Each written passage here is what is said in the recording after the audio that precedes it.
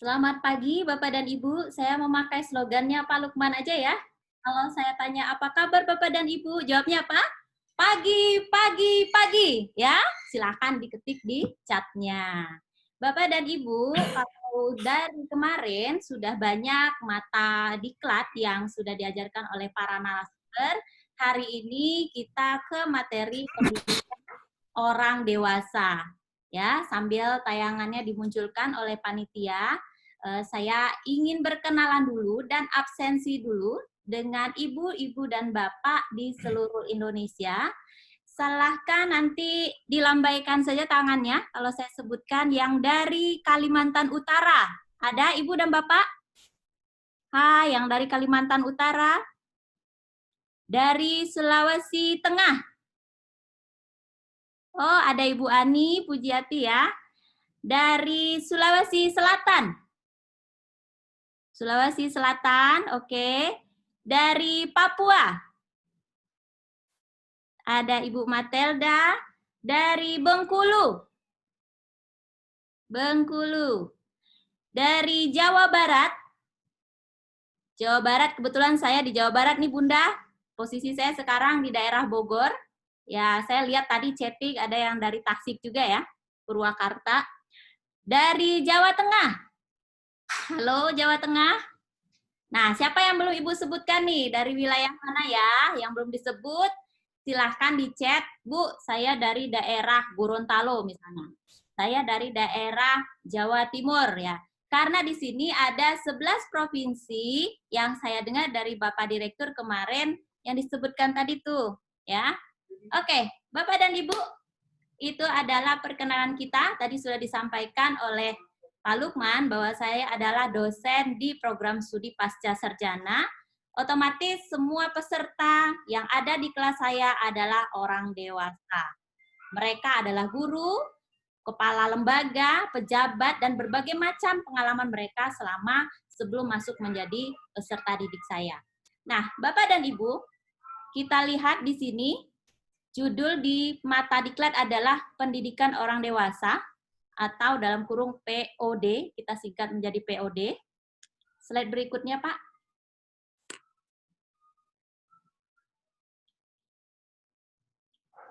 Next. Nah, desain kegiatan kita hari ini, waktu penyajian materi ini ada 240 menit. Nah, kegiatan ini dibagi menjadi dua. Bagian pertama, paparan teori dan tanya jawab di video conference. Kemudian bagian kedua, kita pendalaman materi dan tanya jawab di WA group. Nanti Bapak dan Ibu, kita akan masuk di grup seperti juga hari-hari sebelumnya. Nah, sebelum masuk ke grup WA, peserta diwajibkan mengerjakan tugas individual berupa membuat deskripsi profil pelatih yang sukses, seperti apa kira-kira profil-profil pelatih yang sukses menurut Bapak dan Ibu. Lalu yang kedua, membuat hasil refleksi diri sebelum melatih. Jadi refleksi diri itu adalah bagaimana kita melihat diri kita, kekurangan dan kelebihannya. Contoh, kalau kita punya kelebihan pintar berbicara, nah kita cocok nih jadi pelatih. Nanti akan kita jelaskan berikut. Next, Pak. Ya, ini bagian satu paparan ya. Absensi. Saya perlu kenalan tadi, saya sudah chat di awal ya. Bapak dan Ibu, Assalamualaikum. Saya Widya Winata gitu. Ah, itu adalah perkenalan kita, ada absensi. Oke. Dan sekarang persepsi. Apa harapan Anda setelah menerima materi ini? Coba Bapak dan Ibu ditulis di chatnya, harapannya seperti apa setelah menerima materi POD? Silahkan.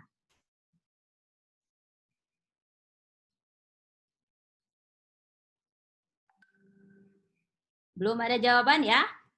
Oh, oke. Dari Ibu Delvi, terima kasih. Lebih memahami orang dewasa. Oke ya, itu salah satu tujuan kita. Kita memiliki wawasan yang lebih banyak, memahami bagaimana cara belajar orang dewasa, memahami bagaimana kita berkomunikasi dengan orang dewasa. Ini harapannya ya. Bagus sekali, terima kasih Ibu yang sudah mengapresiasi pertanyaan saya. Kita lanjut Pak, lihat tujuan materi ini adalah, nih ya, Secara umum, POD menjadi acuan penyelenggaraan diklat bagi pelatihan calon pelatih atau dalam kurung PCP, sehingga peserta dapat memahami pendidikan orang dewasa dan memberikan pelatihan pada kegiatan diklat berjenjang tingkat dasar. Jadi kita ini ya memposisikan diri sebagai seorang pelatih.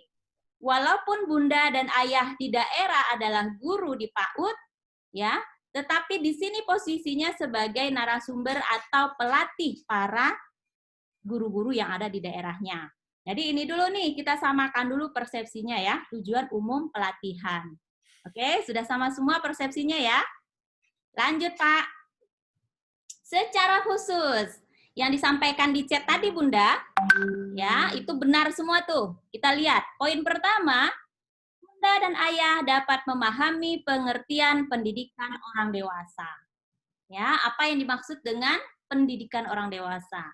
Yang kedua, peserta dapat memahami perbedaan antara pedagogik dan andragogik. Ya. Yang ketiga, peserta dapat memahami karakteristik orang dewasa. Yang keempat, peserta dapat memahami prinsip dasar dan tujuan andragogi. Yang berikutnya, peserta dapat memahami asumsi pokok teori belajar orang dewasa. Dan yang terakhir, dapat menganalisis implementasi teori belajar orang dewasa. Nah, inilah tujuan-tujuan khusus dari pelatihan POD yang mudah-mudahan kita dapat mengimplikasikannya dari semua materi yang sudah ada. Jadi kalau kita lihat ya Ayah dan Bunda, materi substansi yang kemarin ada konsep dasar PAUD, ada pengasuhan, ada gizi. Apalagi Bunda? Materi yang sudah diterima? Etika, ya, ada cara belajar anak usia dini, itu akan disampaikan oleh seorang pelatih yang memiliki karakteristik seperti berikut ini. Jadi ini adalah pengayaan bagi Bunda. Substansi sudah didapatkan, materi konsep dasar PAUD sudah ada, tetapi cara menyampaikan kepada peserta itulah yang kita dapatkan di POD. Oke ya, lanjut Pak. Nah, kita lihat pengertian. Pendidikan orang dewasa itu biasa disebut dengan andragogi. Andragogi berasal dari bahasa aner orang dewasa. Agogi, agogos, itu artinya memimpin atau membimbing. Jadi secara terminologi, pendidikan orang dewasa itu diartikan sebagai seni dan ilmu mempengaruhi orang lain. Jadi sekarang Bu, kita harus bisa mempengaruhi orang nih Bu. Walaupun kita online tidak berjumpa secara face to face, tapi kita berharap bisa mempengaruhi. Saya juga menguji diri saya sendiri nih, bisa nggak ya mempengaruhi Bapak dan Ibu di sini? Nah, karena apa? Posisi saya, Pak Fides, Ibu Gun, Bu Happy, semua yang kemarin, itu adalah role modelnya bunda-bunda yang sekarang jadi peserta. Jadi kita hayalkan diri kita nanti akan jadi Ibu Evita, kita akan menjadi Pak Fides, ya, ketika nanti di lapangan. Berikut pengertian yang kedua, seni dan ilmu membantu orang dewasa untuk belajar. Jadi kita membantu saja. Sebenarnya mereka sudah punya pengalaman, sudah punya ilmu, hanya kita membantu saja, memfasilitasi orang dewasa untuk belajar. Nah, slide berikut, Pak. Ya. Pengertian pendidikan orang dewasa adalah pendidikan yang diperuntukkan bagi peserta didik yang telah dewasa atau berusia 18 tahun ke atas atau telah menikah dan memiliki kematangan untuk memenuhi tuntutan tugas tertentu dalam kehidupannya. Nah, ini pengertiannya pendidikan orang dewasa. Saya mau tanya lagi, ayah dan bunda sudah dewasa belum? Saya Bu dewasa Bu. Kenapa? Karena saya udah kerja. Saya sudah punya penghasilan. Nah, Ibu Mardia sudah dewasa. Alasannya apa Bu dewasanya? Oh, karena saya udah usianya 40 tahun, Bun, bukan 18 lagi ya. Saya dewasa. Nah, pendidikan orang dewasa diperuntukkan bagi orang yang sudah berusia 18 tahun ke atas atau dia sudah menikah dan memiliki kematangan. Dan yang terpenting, Bunda, di sini ada tuntutan tugas. Jadi Bunda sebenarnya sudah punya profil ya pekerjaan, itulah nanti yang akan disupport oleh pendidikan orang dewasa. Next, Pak. Ini ciri-ciri atau jenis-jenis dewasa, ya, dewasa. Ada dewasa sosial, ada dewasa hukum, ada dewasa secara psikologis dan biologis. Wah, ini Bu Rike sudah menjelaskan nih. Saya sudah dewasa, Bu. Bu Rike bilang saya usianya udah 40 tahun, sudah punya anak dan cucu misalnya ya. Nah, itu sudah dewasa biologis. Karena apa? Seluruh alat-alat reproduksi sudah berfungsi, maka dia disebut dewasa biologis. Dewasa hukum, sudah berusia 17 tahun, kalau melakukan pelanggaran, Bapak Ibu, ini sudah bisa dikenai hukuman kurung penjara. Nah, kalau di bawah 17 tahun masih dianggap sebagai anak-anak. Nah, berikut dewasa secara sosial. Ini kita melihat ya, bagaimana seorang bisa berinteraksi dengan orang lain, bisa bekerja sama. Nah, ini sudah dewasa. Insya Allah di sini semuanya sudah dewasa. Dan yang terakhir, psikologis, mentalnya sudah kuat, bisa beradaptasi dengan situasi-situasi baru. Nah, ini contohnya, Bun. Kita tidak menduga pernah ya ada corona dan belajar online seperti ini. Nggak pernah. Tahun lalu kami, para panitia, semua ke daerah.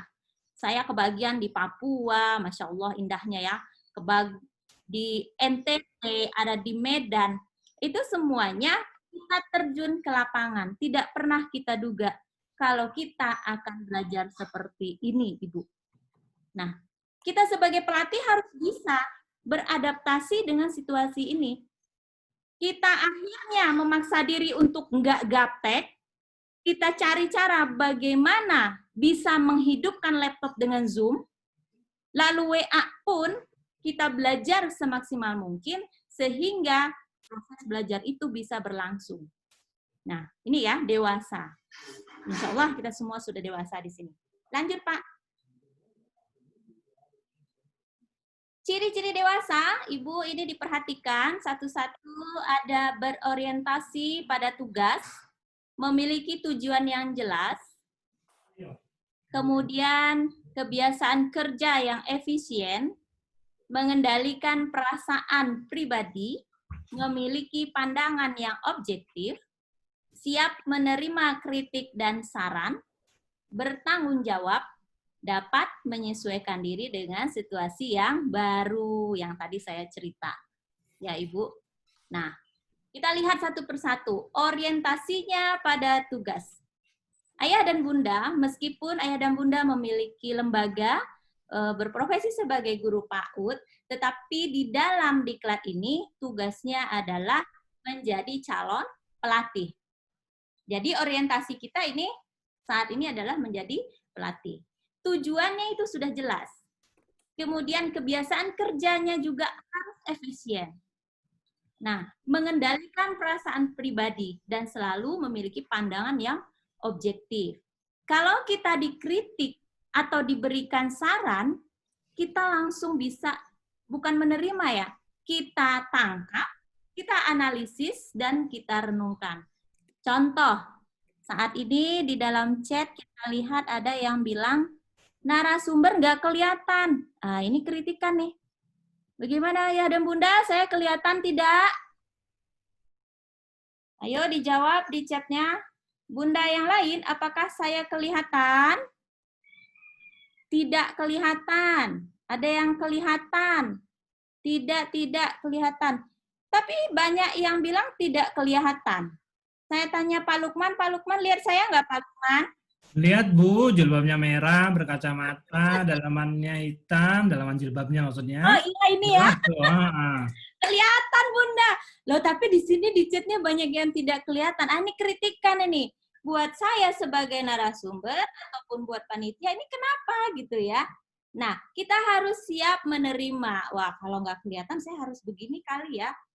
Atau mundur. Wah, malah nggak kelihatan. Nanti kita akan sesuaikan dengan kondisinya. Kenapa saya kadang mendekat, kadang menjauh, supaya suaranya juga kesampaian di sana. Ada yang bilang suaranya timbul tenggelam, Bun. Oh, Pak Lukman di layar nggak ada Bu Widya. Nah, ini jadi catatan ini ya. Kalau izin Bu Widya, ini kalau menurut saya teman-teman ini di pengaturannya, coba dicek di pengaturan Zoom-nya, ada yang speaker view atau ada yang apa namanya, gallery view, itu dicoba diutak-atik di situ, nanti akan muncul gitu. Silakan dilanjut Bu Widya. Baik, itu ya ciri-ciri contohnya ketika ada kritik dan saran kita cari solusi. Bagi teman-teman yang tidak kelihatan, silahkan settingannya dirubah ya. Slide berikutnya Pak. Pendidikan orang dewasa. Ya, kalau tadi kita melihat ciri-cirinya, sekarang makna dari pendidik orang dewasa. Jadi orangnya nih, ibaratnya saya ini, profil saya adalah pendidik orang dewasa. Saya adalah orang yang memberikan pertolongan dan kesempatan belajar kepada orang dewasa lainnya dengan tujuan untuk mencapai perubahan pada pengetahuan, sikap, nilai, dan keterampilan. Jadi endingnya itu ada perubahan pada pengetahuan yang tadinya tidak tahu menjadi tahu, yang tadinya tidak cakap menjadi cakap, yang tadinya sikapnya belum, sekarang sudah, dan keterampilannya juga sudah bertambah. Itu ciri-cirinya. Nah, kalau di dalam diklat itu tidak ada penambahan sikap dan keterampilan, kita perlu evaluasi lagi. Bagaimana ini ceritanya? Itu ya, pendidik orang dewasa. Lanjut, Pak. Tujuannya, nah ini beberapa tujuan pendidikan orang dewasa. Pertama, menciptakan suasana yang kondusif. Lalu belajar melalui kerjasama. Nah, ini kita lihat satu persatu. Suasana yang kondusif bagaimana? Kalau kita di dalam pelajaran offline, ini Bunda dan Ayah bisa lihat ya gambar saya. Ini PCP tahun lalu di Kupang, Nusa Tenggara Timur. Kita menciptakan suasana yang kondusif, di mana di situ belajarnya menyenangkan, ada keterlibatan kerjasama saya dengan peserta, itu yang di belakang adalah peserta, ya, mereka kita libatkan untuk menyusun perencanaan pembelajaran waktu itu. Nah, ada unsur kerjasama. Bagaimana kita dengan belajar online seperti ini? Nah, bentuk kerjasamanya, ya ini ada chat. Nah, di chat itu bisa aktif, Ayah Bunda. Nah, kemudian nanti ada WA, ada juga pertanyaan yang dilakukan secara langsung. Nah, berikut tujuannya adalah menemukan kebutuhan belajar peserta didik, merumuskan tujuan dan materi yang dapat memenuhi kebutuhan belajar, kemudian merancang pola belajar dalam sejumlah pengalaman, melaksanakan kegiatan belajar dengan menggunakan metode, teknik, dan sarana belajar yang tepat, dan yang terakhir menilai kegiatan belajar. Kemudian kita diagnosis kembali kegiatan kita seperti apa. Ini adalah tujuan pendidikan orang dewasa. Nah, Ayah dan Bunda, kita slogan dulu ya, atau memberikan semangat. Saya mau tahu Bapak dan Ibu dimanapun berada bisa nyanyi. Kalau kau senang hati tepuk tangan. Kalau kau senang hati tepuk tangan. Kalau kau senang hati dan sungguh dapat itu. Kalau kau senang hati tepuk tangan. Oke, ini untuk refreshing aja sebelum kita masuk ke sesi pertanyaan yang akan dilihat oleh Pak Lukman. Barangkali ada yang bertanya lewat chat ya, silahkan Ayah dan Bunda. Ini tujuan pendidikan orang dewasa. Bisa dipilih Pak Lukman pertanyaannya? Oke, siap Bu Widya. Ini udah banyak kalau yang bertanya.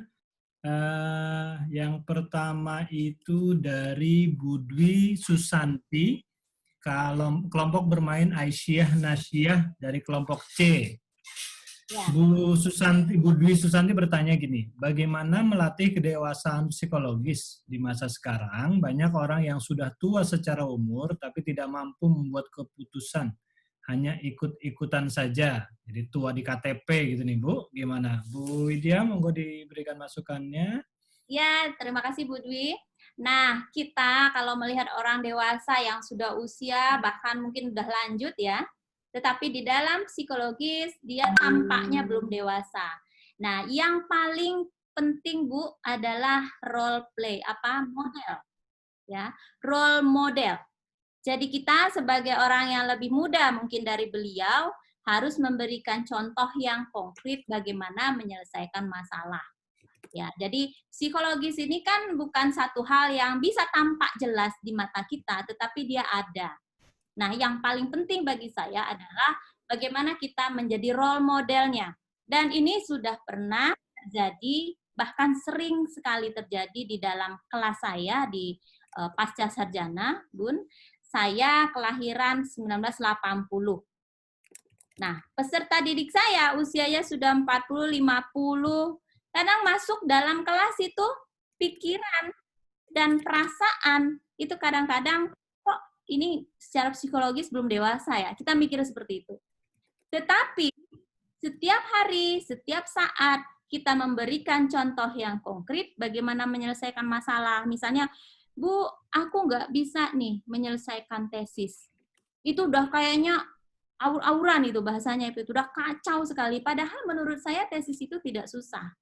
Tapi secara psikologis dia langsung down ketika judulnya satu kali ditolak. Nah, ini ciri-ciri orang yang dewasa. Dewasa secara biologis, mungkin dia usia sudah tua, tetapi secara psikologisnya tidak, Bunda. Baru satu kali judul aja udah ngedrop, langsung mau tarik diri, saya mundur saja. Nah, ini tidak dewasa. Nah, saya rangkul mereka, jadi kita ini harus memiliki empati yang tinggi bagi mereka yang sudah dewasa tetapi belum dewasa psikologis. Kita rangkul mereka, kita berikan arahan, kemudian kita dampingi, dan model dari kitanya harus memperlihatkan bahwa kita bisa menyelesaikan masalah. Seperti itu, Bu Dwi. Ya. Terima kasih, Bu Widya. Berikutnya nih dari Bu Siti Jamiatul Faizah dari PAUD Assalam. Wah, kebetulan dari kelompok C juga nih. Bapak Ibu dari kelompok lain jangan mau kalah ya.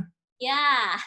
Ini pertanyaannya, bagaimana mengkondisikan suasana yang kondusif saat kita maksudnya dalam pelatihan dan menghadapi orang dewasa seperti ini, saat kita dihadapkan pada tempat terbatas, jadi tempat pelatihannya kecil, hanya di ruangan ukuran 4x4, Bunda.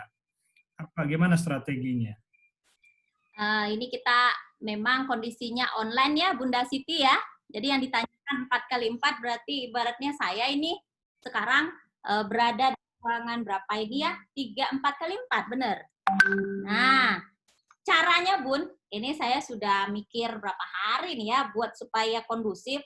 Pertama saya menyapa dulu di pagi hari, saya hadir lebih awal dibandingkan schedule, itu satu strategi yang menurut saya adalah sangat manjur untuk membuat motivasi saya, ya, untuk membuat lingkungan dan peserta ini kondusif. Satu, saya hadir lebih awal dari panitia, itu satu. Yang kedua, menyapa. Di dalam chat itu saya menyapa, Assalamualaikum Bapak dan Ibu, saya narasumber. Pede banget saya Bun, saya ketik aja di situ, ya kan? Padahal belum kenal. Nggak apa-apa, kita coba memberikan sebuah suasana kondusif. Lalu yang ketiga, saya bawa alat peraga. Ayah dan Bunda di samping saya, ini sudah tersedia berbagai macam alat peraga. Ya. Nah, ini salah satu yang membuat suasana itu nanti menjadi real. Itu. Yang keempat, kita berusaha untuk memperhatikan penampilan kita, ya, yang tadi tidak kelihatan, kemudian kita coba untuk terlihat. Kemudian kita menyapa para peserta, mengajak interaksi. Saya pikir di sini ada yang tidur nggak ya?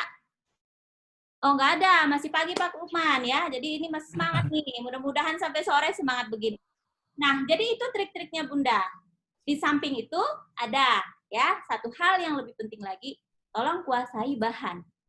Nah, materi apa? Kalau Bunda dapat materi diklatnya cara belajar anak usia dini, maka itu harus dipahami. Tapi ini satu keharusan ya, menurut saya kalau Bunda sudah masuk menjadi calon pelatih, berarti semua modul harus dikuasai. Nah, itu trik-triknya Bunda Siti ya, semoga bermanfaat. Terima kasih Bu Widya. Sementara itu dulu 2 pertanyaan tentang materi-materi awal. Silakan dilanjutkan. Terima kasih Bunda yang sudah bertanya. Kita next ke slide berikut. Di sini Bun ada perbedaan peran guru dan pelatih. Mudah-mudahan kita makin menyadari kita adalah calon pelatih bagi para guru di daerah kita. Kita lihat di sisi kanan, kalau saya ini kanan namanya ini. Guru, kemudian yang kiri pelatih. Kompetensi pendidik PAUD itu kalau Ibu sebagai seorang guru, implementasinya pada satuan PAUD. Jadi, peran Ibu dilakukan mengajar, membimbing anak, ya, membina anak di satuan PAUD. Bisa itu di PAUD, bisa RA, bisa TK, dan yang lain-lain. Nah, siapa sasarannya? Sasarannya adalah anak usia dini, ya, usia 0 sampai 6 tahun. Nah, inilah yang kita sebut sebagai pedagogik. Ya. Lalu yang di sebelah sampingnya lagi ada pelatih. Pelatih ini implementasinya pada diklat. Jadi, Bapak dan Ibu sekarang yang mengikuti dari hari pertama sampai 7, yang pertama sampai akhir nanti, itu peran Ibu adalah sebagai pelatih. Implementasinya pada diklat atau TOT, Training of Trainer ya. Nah, subjeknya adalah, sasarannya adalah peserta didik orang dewasa. Artinya, guru-guru PAUD yang ada di daerah Ibu, mau daerah Purwakarta, mau daerah Sulawesi, Papua, itu semua adalah peserta didik Ibu nanti. Nah, itu yang disebut dengan andragogi. Jadi, ada perbedaan posisi kita. Berikut di slide berikut, Pak. Nah, secara lebih rinci, di sini dilihat perbedaan andragogi dan pedagogi. Ya, kalau di andragogi, pembelajar itu disebut dengan peserta didik. Nah, kalau di pedagogik disebut dengan anak didik. Kalau usianya SD atas bisa disebut siswa. Kalau kita lebih dominan menyebutnya dengan anak didik. Nah, gaya belajar di andragogik itu sifatnya independen. Ya, lebih independen. Kalau pedagogik belajarnya dependen. Tujuannya fleksibel untuk orang-orang dewasa. Sementara untuk anak-anak, tujuannya ditentukan sebelum belajar. Di andragogi, metode pelatihannya aktif, sementara pedagogik pasif. Pembelajaran mempengaruhi waktu dan kecepatan, itu di andragogi, tetapi di pedagogi, guru mengontrol waktu. Jadi guru yang punya peran di situ. Nah, yang terakhir, belajar itu berpusat pada kehidupan nyata, sementara di pedagogik itu berpusat pada isu dan pengetahuan teoritis. Ini perbedaannya. Di slide berikut, Pak, masih ada perbedaan. Peserta didik memiliki pengalaman untuk berkontribusi. Itu kalau di andragogi ya, Ayah Bunda nanti akan saya perlihatkan bagaimana peserta itu diajak ya untuk berkontribusi di dalam pelatihan. Sementara hal ini tidak ada di pedagogik. Diasumsikan bahwa di pedagogik itu pengalaman dan ini berasal dari guru. Ya. Andragogi komunikasinya terjadi dalam pembelajaran itu berlangsung multi arah. Sementara di pedagogik satu arah. Di andragogik, peserta dianggap sebagai sumber daya utama untuk ide dan contoh, sementara di pedagogi gurunya yang menjadi sumber utama. Di andragogi diciptakan suasana hubungan yang sama antara fasilitatornya dan peserta. Jadi antara saya dengan Bunda itu hubungannya setara kita sebetulnya. Tetapi di pedagogi, guru terlihat lebih berkuasa dan menguasai. Nah, di andragogi sasarannya orang dewasa yang ada di masyarakat, sementara di pedagogi itu sasarannya anak-anak yang ada di sekolah atau di prasekolah. Dan yang terakhir, peserta didik dilibatkan dalam perencanaan, kemudian di dalam pedagogi, peserta didiknya atau anak didiknya tidak dilibatkan. Nah, saya ada contoh nanti melibatkan ayah dan bunda. Tanpa ayah dan bunda sadari, dari kemarin saya libatkan di dalam proses pembelajaran dan evaluasi. Nanti kita lihat ya. Next, Pak. Karakteristik orang dewasa dalam belajar, ada konsep dirinya. Jadi orang dewasa itu punya konsep diri. Dia tahu bahwa dia harus dihargai. Dia punya kelebihan. Dia punya kekurangan dan tahu siapa dirinya. Lalu orang dewasa itu punya pengalaman. Ini pengalaman, Bun. Saya sengaja merahkan nih. Supaya ada contohnya di berikut ya, nanti di video kita.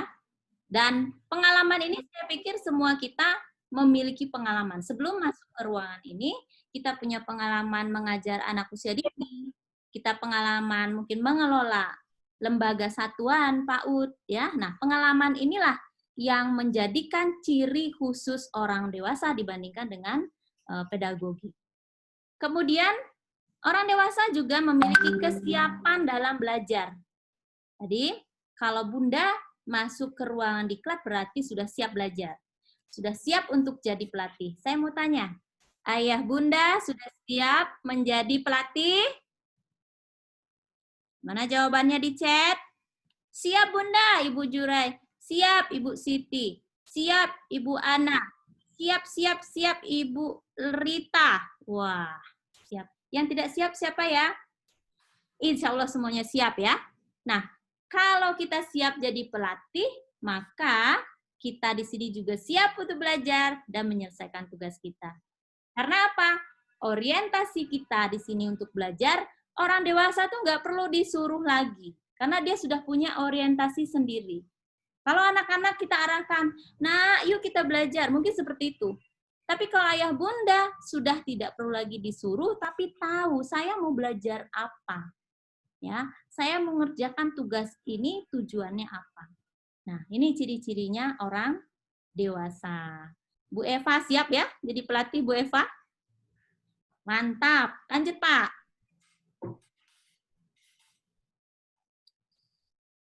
Mari kita saksikan sebentar, kemudian Ibu menganalisa kira-kira apa yang dilakukan pelatih ini.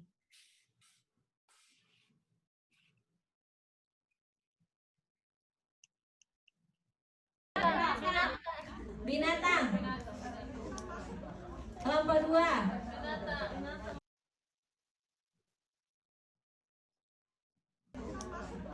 Kelompok 2. Oh, kelompok 2 binatang. Kelompok 3. Tanaman. Kelompok berikut. 4. Batu. 5. Kelapa. 6. Kelapa juga. Berarti Ibu, tema kita ada 4 untuk 1 semester. Ada binatang, tanaman, batu, kelapa. Silakan nanti dibuat subtemanya. Di sini masing-masing apa sesuai dengan slide kita Ibu. Dan alokasi waktunya berapa minggu? Ini untuk binatang berapa minggu nih? 3 minggu. Ya, kita kasih waktu 10 menit lagi dari sekarang. Oke, coba ayah dan bunda dianalisis sebentar, walaupun videonya mungkin di sebagian daerah agak kurang fokus atau kurang jelas, tapi terlihat ya, itu apa yang dilakukan oleh narasumber atau pelatih. Silakan. Ibu Suryanti. Menghidupkan suasana agar peserta antusias. Oke, betul Bu. Terima kasih. Mengajak berperan serta. Oke, terima kasih. Melakukan umpan balik. Wah, itu ya. peserta diajak untuk sama, berperan aktif, berperan serta, sama, melakukan umpan balik, sama. Oke, berperan aktif. Ya, belum bertemu satu kata kunci, Bunda. Berperan aktif memberikan feedback, ya. Belum bertemu satu kata kunci. Apa coba? Tadi yang saya merahkan di slide berikut sebelum ini. Menghargai pengalaman. Ibu Siti, tepuk tangan. Ya, jadi itu Bunda. Saya mencari dari semua jawaban. Ternyata Bunda Siti, terima kasih Bunda Siti. Yang paling ditekankan di situ adalah bagaimana kita menarik pengalaman-pengalaman dari peserta, kemudian kita jadikan sebagai bahan untuk berpartisipasi. Itu ya. Jawaban Bunda yang lain betul semua tuh, Bun. Ya, umpan balik, mengajak aktif peserta, berkomunikasi dengan peserta, itu betul semua.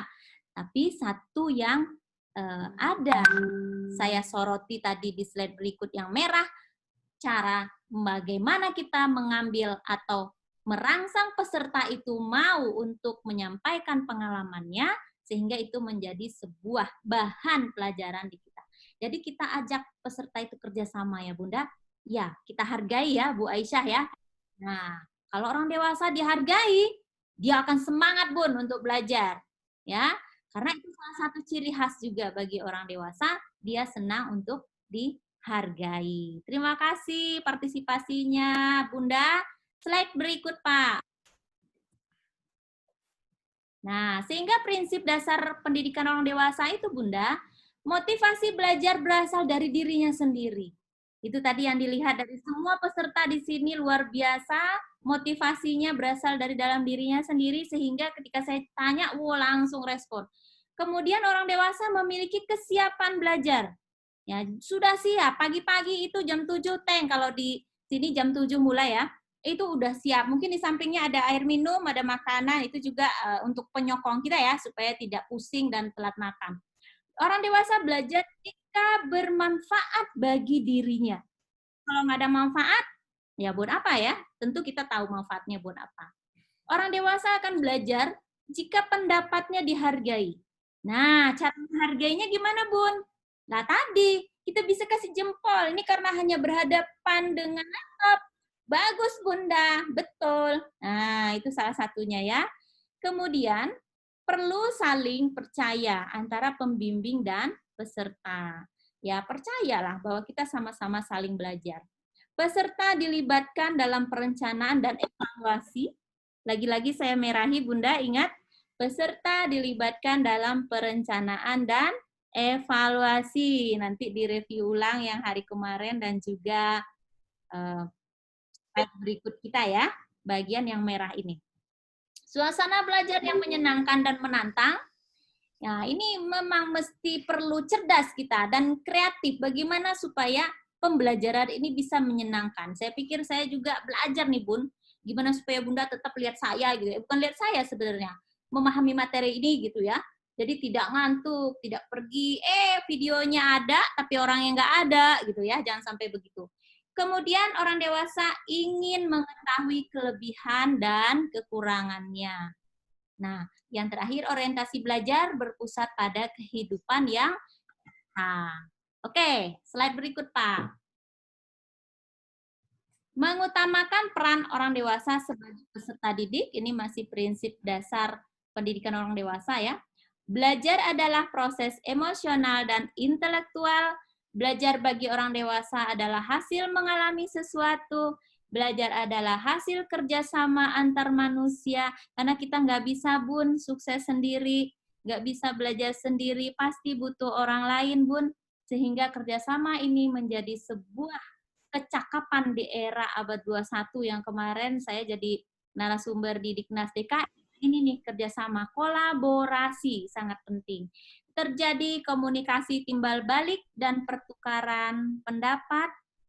Belajar bagi orang dewasa bersifat unik. Pendapat kecerdasan cara belajarnya berbeda. Lebih berpusat pada penyelesaian masalah. Belajar adalah proses evaluasi. Ini adalah prinsipnya, kalau kita melihat ada persoalan, maka kita juga berusaha untuk mengevaluasi, menyelesaikan persoalan tersebut. Ayah bunda, kita tepuk lagi yuk. Kalau kau senang hati, tepuk tangan. Kalau kau senang hati, tepuk tangan. Kalau kau senang hati dan sungguh dapat itu, kalau kau senang hati, tepuk tangan.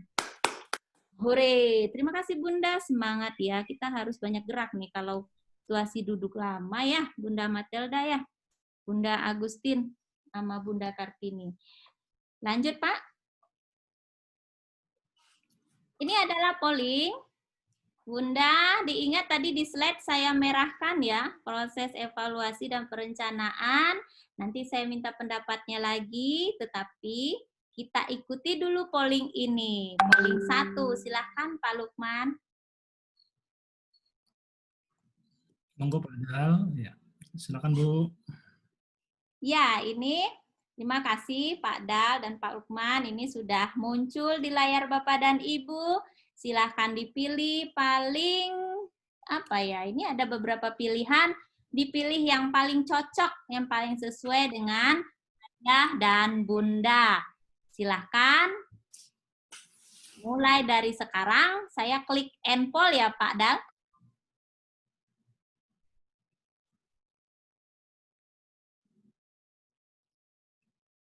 Saya klik end poll Pak Dal. Itu nanti jika sudah selesai Bu. Oke, Ya, silahkan Ayah dan Bunda.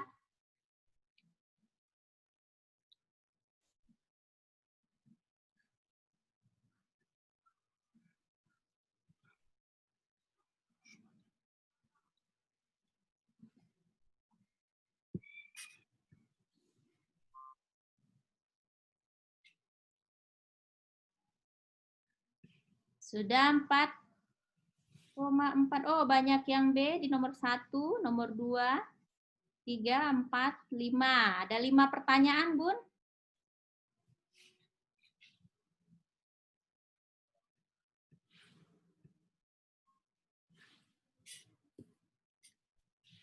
Sedikit lagi, sudah 78%. Bagaimana cara menjadi pelatih yang baik? Oke, tinggi sekali poin B.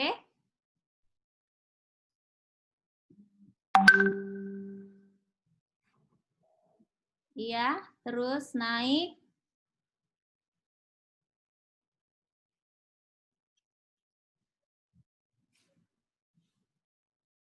Di soal kedua, itu 70%, hampir selesai nih. Ketiga, sudah 97%. Yang keempat, 63, sedikit lagi.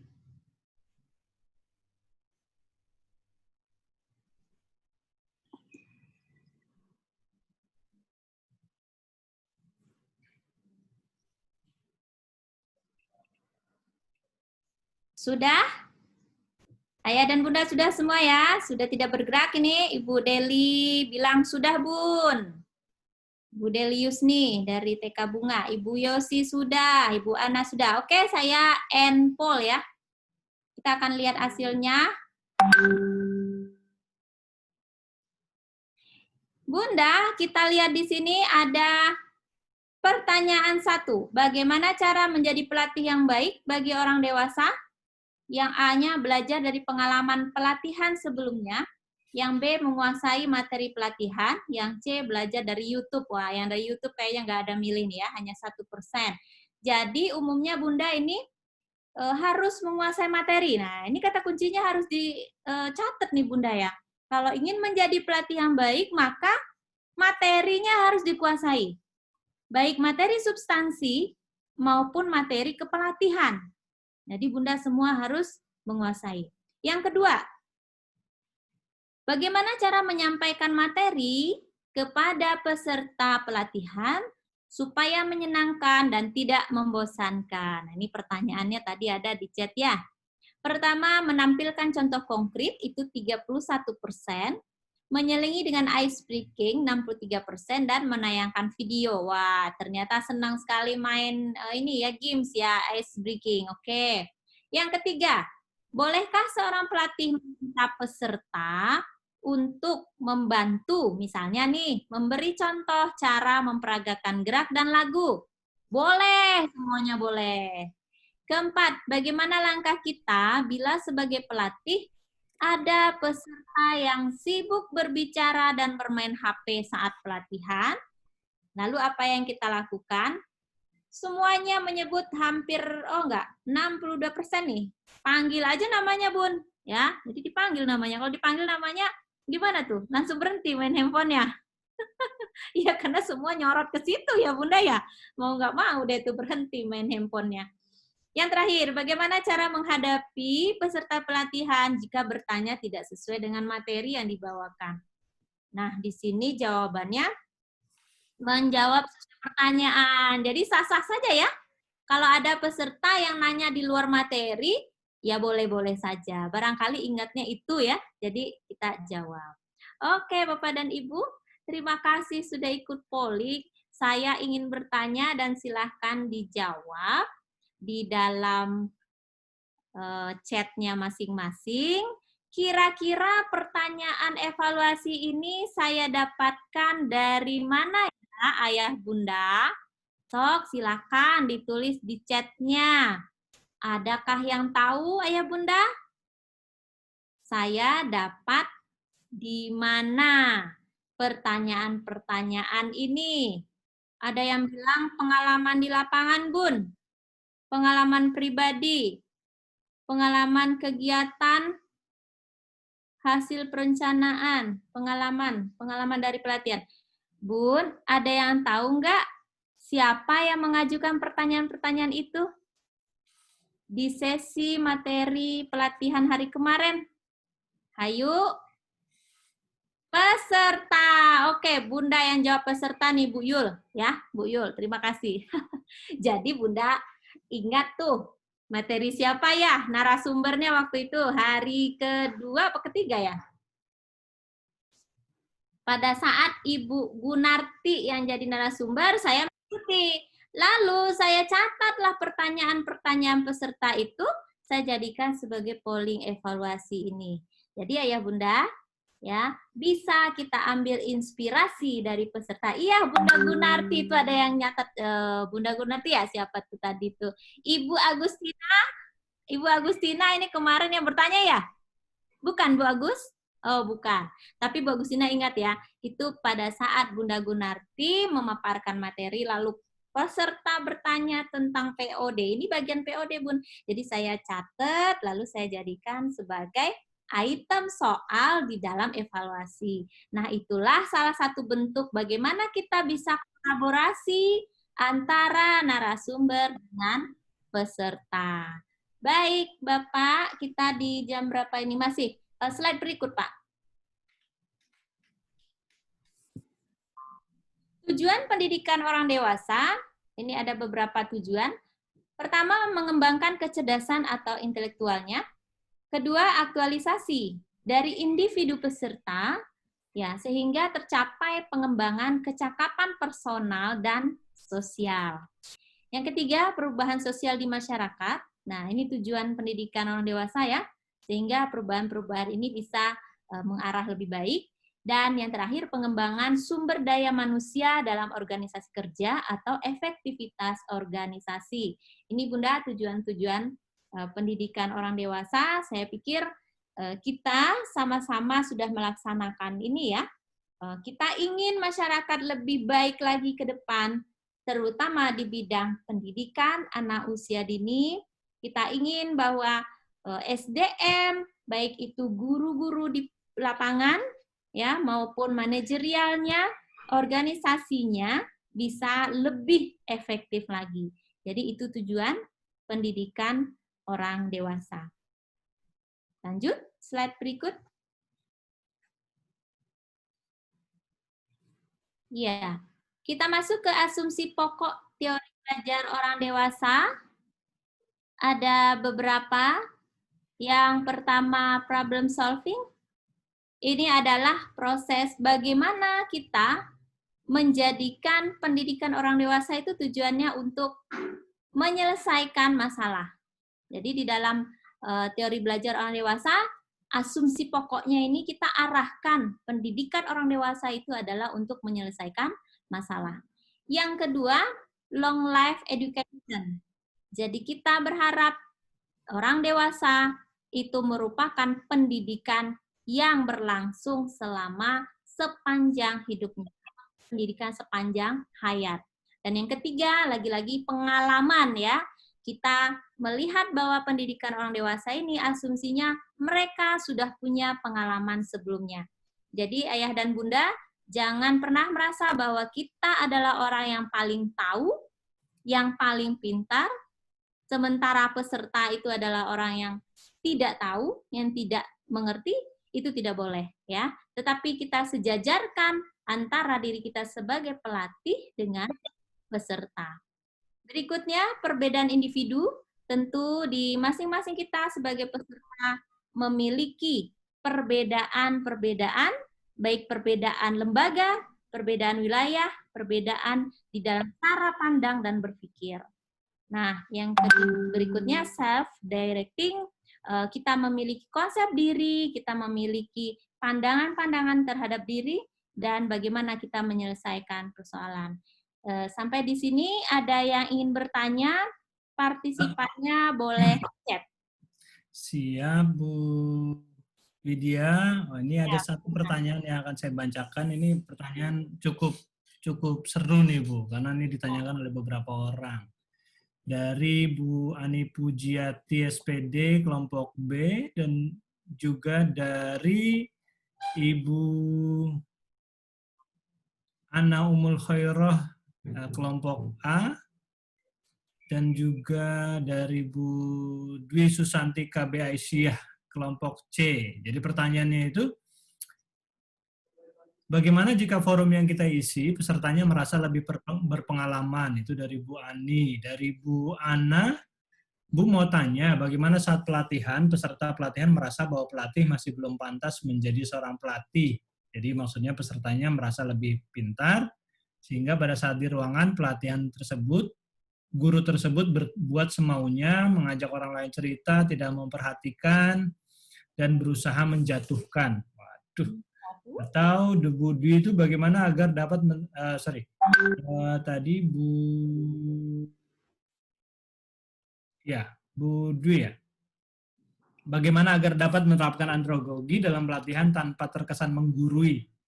Nah, ini jadi kalau kira-kira lawan bicaranya atau pesertanya ini merasa lebih canggih. Silakan Bu Widya. Ya, terima kasih Bapak. Terima kasih Bu Ana, Ani, Bu Dwi. Saya pikir itu pertanyaannya searah ya. Dari yang pertama, pengalaman bagaimana kita menghadapi peserta yang merasa bahwa dirinya lebih pandai, sehingga kadang-kadang ada di antara mereka yang mengabaikan kita, karena dianggap apa-apaan sih nih Ibu, belum layak nih jadi pelatih, gitu ya. Nah, ini mungkin saja terjadi di lapangan, baik itu di pelatihan yang offline dulu yang kita tatap muka, atau di online, apalagi yang online begini. Kita tidak tahu persis bagaimana reaksi-reaksi yang terjadi, apalagi ketika kita menyampaikan materi ya Ayah dan Bunda. Tetapi yang paling dasar, kita tadi sudah sampaikan, bahwa berusahalah untuk menguasai materi. Lalu apa? Kita ajak mereka untuk berinteraksi. Kita ajak mereka untuk kerjasama. Satu hal yang penting yang saya dengar dari paparan narasumber sebelumnya, Ibu Gunarti itu pernah mengalami, masih ingat nggak Bunda? Beliau pernah mengalami bahwa peserta yang diajarnya adalah pemenang lomba mendongeng. Ingat kan? Ya. Jadi Bunda Gunarti melibatkan dia di dalam memberikan contoh bagaimana cara mendongeng yang baik. Nah, ini trik kita untuk menghargai peserta. Sehingga orang yang merasa pinter tadi, dia bisa dihargai dan dia akan tunjukkan dirinya. Oh iya, saya pinter mendongeng, ini loh cara yang baik. Gitu. Nah, itu trik triknya ya. Di antara trik yang lain adalah kita jangan merasa baper, Bun. Ya, bahasa anak sekarang baper ya. Tadi disebutkan dewasa psikologis gitu ya. Jangan langsung minder, aduh ini kok saya dianggap nggak pinter, dianggap nggak cocok menjadi pelatih. Buktinya adalah Bunda sudah dipilih untuk hadir hari ini. Itu sebuah prestasi yang membanggakan. Ya, buktinya Bunda sudah punya legalitas dikirim oleh dinas ya kan. Ini proses panjang ya Bun. Tidak hanya oh kamu pergi ke sana ikut pelatihan, tidak begitu.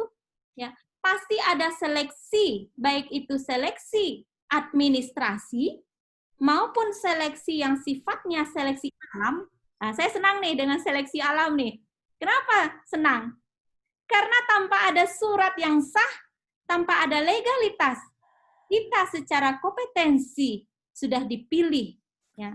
Dengan jalannya karena kita punya keahlian, maka kitalah yang dipilih. Itu aja kita sudah memotivasi diri kita bahwa kita pantas untuk menjadi pelatih. Kalau nggak pantas, nggak sampai kita ke ruangan ini. Ya, Ayah dan Bunda, jadi kita harus menguatkan diri kita, motivasi dalam diri kita dulu, dan insya Allah nanti akan terpancarkan ke dalam ruang kelas kita. Ya, terpancarkan dari cara kita bicara, percaya dirinya kita.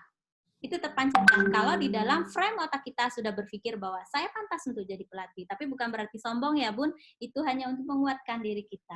Jadi trik-triknya sudah banyak, kuasai materi, ajak interaksi dan kolaborasi peserta, hargai hasil karyanya, kita memberi contoh teladan kepada mereka, dan kita membuat motivasi dalam diri kita sendiri bahwa kita adalah pelatih yang baik. Gitu. Terima kasih Bu Widya, luar biasa sekali jawabannya. Ini ada lagi juga yang punya kemiripan nih Bu, ini tentang motivasi dari Ibu Ningsih Widyarti, ada juga dari Bu Rukmini, dan juga dari Bu Putiha dan Bu Olih Salihat ini. Yang pertama, bagaimana memotivasi peserta agar mau bertanya. Yang kedua, memotivasi peserta agar termotivasi untuk ikut pelatihan. Nah, ada juga yang peserta tuh mau terlibat. Nah, dia juga bertanyakan bagaimana cara melibatkan peserta. Jadi sekarang bagaimana cara memotivasi peserta nih, Bun? Ya, itu pertanyaan juga berangkai ya Pak Lukman ya? Iya betul nih, banyak pertanyaan yang sama. Dan banyak dari ibu-ibu lainnya nih. 2-3 pulau terlampaui. Jadi ada juga tadi kita lihat, kalau di awal adalah pelatihnya yang dianggap nggak layak, lah sekarang pelatihnya punya tantangan. Gimana mengajak peserta supaya dia bisa aktif di dalam aktivitas pelatihan kita. Nah, caranya banyak Bun. Mungkin kita bisa mencontoh ya narasumber-narasumber yang hari ini dan juga sebelum-sebelumnya, bagaimana cara mereka untuk mengajak peserta untuk semangat. Saya pikir di dalam polling tadi ada satu poin tuh yang dipilih banyak Bunda, Ayahanda adalah apa coba tadi? Ada yang tahu? Coba di chat. Ada yang tahu? Ice breaking ya. Itu semua hampir tuh rata-rata tuh. Jadi carilah ice breaking yang enak. Ya, ice breaking ini maknanya, ya betul Bunda, ice breaking. Bisa jadi dia dalam bentuk permainan. Ya, dalam bentuk game. Bisa ice breaking dalam bentuk gerak dan lagu. Ya, bisa juga dalam bentuk gerak saja. Seperti tadi tepuk. Pak Lukman di awal tuh udah melaksanakan tuh. Tepuk pagi. Gimana Pak Lukman? Boleh coba? Semangat pagi gitu, Bu. Semangat pagi, pagi, pagi. Ya, apa kabar Bapak dan Ibu? Pagi, pagi, pagi. Nah, itu Ibu Matelda aja udah aktif loh. Ya, udah begini-begini sendiri. Ah, itu cara salah satu untuk membangkitkan semangat peserta. Halo, pagi, pagi, pagi. Pagi, pagi, pagi. Nah, apa lagi trik kita? Triknya, tampilkanlah di layar Bapak Ibu ini, ya, tayang yang menarik, semenarik mungkin. Nah, kalau saya nampilin ini ya, Kita lihat asumsi pokok teori belajar ini dibuat slide-nya ini cukup lama ini. Menyusun kotak ini bukan hal yang mudah bagi saya yang tidak hobi mendesain ya Bun. Kalau Bun hobi mendesain boleh cepat. Kalau saya, waduh ini diatur problem solving-nya harusnya ke atas nih. Ah kurang menarik nih ke bawah nih. Nah, jadi buat layar ini semenarik mungkin. Salah satu triknya juga menampilkan video. Nah, saya lihat narasumber yang kemarin ada, Ibu Gun juga menampilkan video bagaimana belajar menarik bagi anak ya. Video apa? Ayo, Ayah Bunda. Bu Gun kemarin. Video tentang belajar sains. Saya lihat ada pertukaran warna lah, apa tuh ya. Video seperti itu juga masuk dalam kategori bagaimana mengajak si peserta untuk aktif bersama kita. Dan di dalam teori komunikasi, salah satunya kita harus menerapkan ilmu komunikasi. Jadi ada interaksi antara kita. Ada tanya jawabnya. Tanya jawab kalau nggak bisa face to face, ini ada chat Bun. Chat ini dimanfaatkan. Bunda, ayo jawab. Ibu Agustina juga jawab ini. Bu Gunarti Bun yang kemarin pakai video belajar anak. Nah terus mana nih lagi? Dijawab, iya Bun, perencanaan. Nah, ini adalah bentuk dari membangkitkan semangat, memotivasi. Dan jangan lupa, ya, role model, contoh. Diri kita juga harus memberikan contoh. Bagaimana caranya membangkitkan motivasi. Kemudian, role model juga bisa dilihat dari para narasumber yang sekarang ada. Mereka adalah orang-orang pilihan tingkat nasional, ya, dari hari pertama sampai hari ini dan besok sampai hari terakhir itu adalah role modelnya Bapak dan Ibu. Bagaimana cara beliau untuk mengajak peserta aktif dalam diklat. Gitu ya, Bapak dan Ibu. Baik, Pak Lukman, ada lagi? Sementara itu dulu, Bu. Pertanyaannya nanti kita lanjut di sesi berikutnya. Baik, kita ke slide berikut, Pak. Ini adalah tujuan penerapan. Kalau tadi kita melihat tujuan belajar orang dewasa, kalau sekarang kita melihat tujuan penerapan pendidikan orang dewasa di dalam pelatihan. Nah, apa itu? Tujuannya adalah untuk menciptakan suasana pelatihan yang bermakna, menyenangkan, kreatif, dinamis, dan dialog, sehingga mendorong tercapainya tujuan pelatihan secara optimal dan tercapainya iklim pembelajaran yang kondusif. Jadi suasana pelatihan itu Bun, kita buat sebermakna mungkin. Nah, saya mencoba memberikan contoh-contoh yang konkret seperti apa sih yang bermakna. Nah, kita telusuri dulu mata diklat yang pertama. Ayah Bunda, hari pertama kita diklatnya materinya apa? Jawab di chat, silakan. Konsep PAUD. Terima kasih Bu Nuni. Bu Nuni, berarti catatan Bu Nuni banyak ya tentang konsep dasar PAUD dari Pak Fides. Apa Bu Nuni? Salah satu konsep belajar PAUD, anak belajar dari abstrak ke konkret atau konkret ke abstrak, Bu Nuni. Ya, Bu Nuni jawab.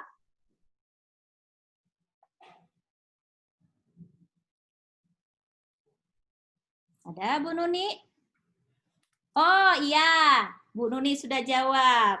Terima kasih Bu Nuni. Dari yang konkret ke abstrak. Saya kasih lihat Bunda.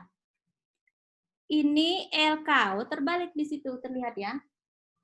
Kira-kira abstrak apa konkret, Bun? Gambar apa? Ini gambar apa? Gambar burung. Ya, kalau burungnya jelas begini. Kalau gambarnya nggak jelas, bisa-bisa gambarnya cicak, bisa gambar yang lain. Ini adalah sifatnya abstrak. Kalau kita belajar dengan anak usia dini harus ke konkret. Belajar tentang tema burung, bawa burungnya, Bun. Wah, saya kebetulan nggak punya burung ya. Nah, itu konsep dasar PAUD. Ya. Jadi di dalam suasana pelatihan nanti, Bunda yang kebagian mata diklat konsep dasar PAUD, bawa bendanya, Bun. Ya. Konsep dasar PAUD, anak belajar dari yang konkret ke abstrak, bawa bendanya.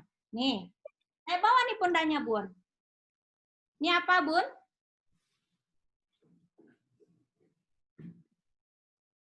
Salah, pinter. Ini biji salak. Ya, kalau kita belajar berhitung pada konsep anak usia dini yang belajar secara konkret, ini yang kita pakai. Anak-anak ini berapa? 1, Bu, 1 biji salak. Nih, 2 biji salak. Nah, setelah konsep 2 itu dia ketahui dan pahami betul, baru kita masuk ke penulisan yang sifatnya di LK begini. Jadi tidak bisa anak langsung dibawa ke LK ya, Bun. Bingung nanti konsepnya.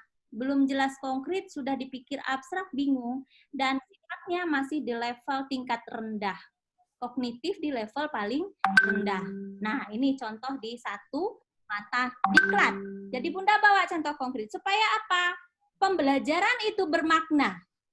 Ya, pembelajaran itu bisa menyenangkan bagi peserta dan juga kreatif. Jadi kreatif kita. Apa kreatifnya, Bun? Lah iya, saya kreatif. Saya kan ngajar misalnya mata diklat.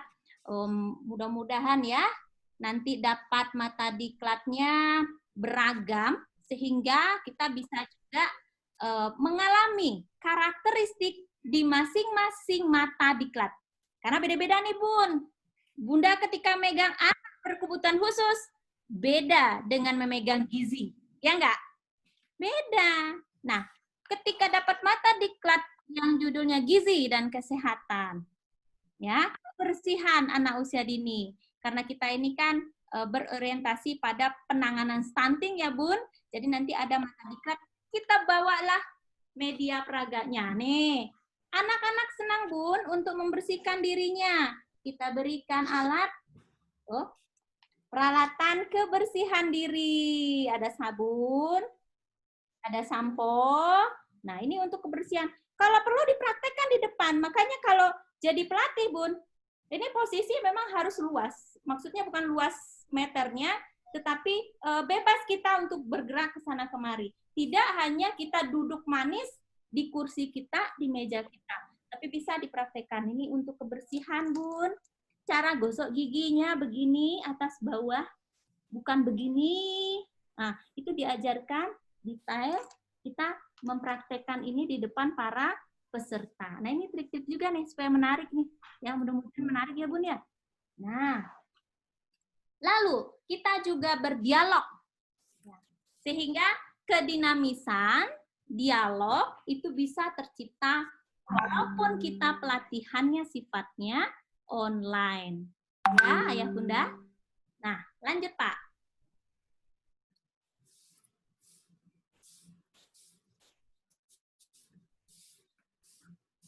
Slide berikutnya itu ada masih di tujuan. Ya, lanjut Pak. Nah, ini yang tadi saya contohkan bagaimana kita membuat lingkungan belajar diklat itu dinamis, ada dialognya. Kita sama-sama perhatikan dan Ibu dan Bapak dianalisis kembali dan berikan komentar ya setelah tayangan ini. Silakan Pak Da. Saya berpikir ketika kolaborasi ini terjadi, maka yang namanya ketunaan yang dihadapi oleh anak-anak di usia dini ini akan bisa diselesaikan secara bijak, ya, tanpa mengesampingkan unsur-unsur dalam hal menjaga performance atau perasaan daripada orang tua itu sendiri. Tidak bisa dipungkiri memang, Bu, ketika orang tua mendengar bahwa anaknya memiliki kelainan, terutama ini di daerah pelosok, itu akan sangat tersinggung. Benar apa disampaikan oleh Ibu Leni tadi, sesuatu yang tidak bisa diterima oleh orang tua ketika anaknya mengalami kelainan. Namun mau tidak mau, ini harus diketahui oleh orang tua. Harapan kita bagaimana kerjasama yang baik bisa terbentuk antara pendidik itu sendiri, dalam hal ini lembaga harus berperan ya, dengan orang tua, bekerja sama dengan orang tua. Saya sarankan di sini ketika kita memulai tahun pelajaran di setiap sekolah, alangkah baiknya ketika ada pertemuan dengan orang tua, hal-hal yang seperti ini bisa diutarakan dari awal. Artinya apa? Silakan orang tua menyampaikan bahwa ada kelemahan dari anak-anak kita. Kalau memang orang tua tidak mampu untuk menyampaikan itu, karena itu tadi masalah perasaan tidak terima, boleh dari kita menyampaikan bahwa sebenarnya ada kasus-kasus yang sudah dialami oleh sekolah. Oke, Ayah dan Bunda, ini saya di chat sudah menulis bagi yang jelas, ya. Bagi yang terlihat jelas di dalam tayangan laptopnya atau di handphonenya, bisa memberikan komentar. Semoga sinyalnya bagus nih. Ada Ibu Rohana, beri komentar, peserta terlibat aktif. Oke, Bu Rohana, terima kasih. Resma Warni, menggali share pengalaman peserta dalam menangani masalah. Oke, Ibu, terima kasih. Lalu semuanya melibatkan peserta, menyampaikan pengalaman, peserta aktif, memberikan kesempatan kepada peserta untuk berkomentar seluas-luasnya. Oke. Lalu apalagi, Bun? Ada umpan balik juga, terlibat aktif dan bertanya ya.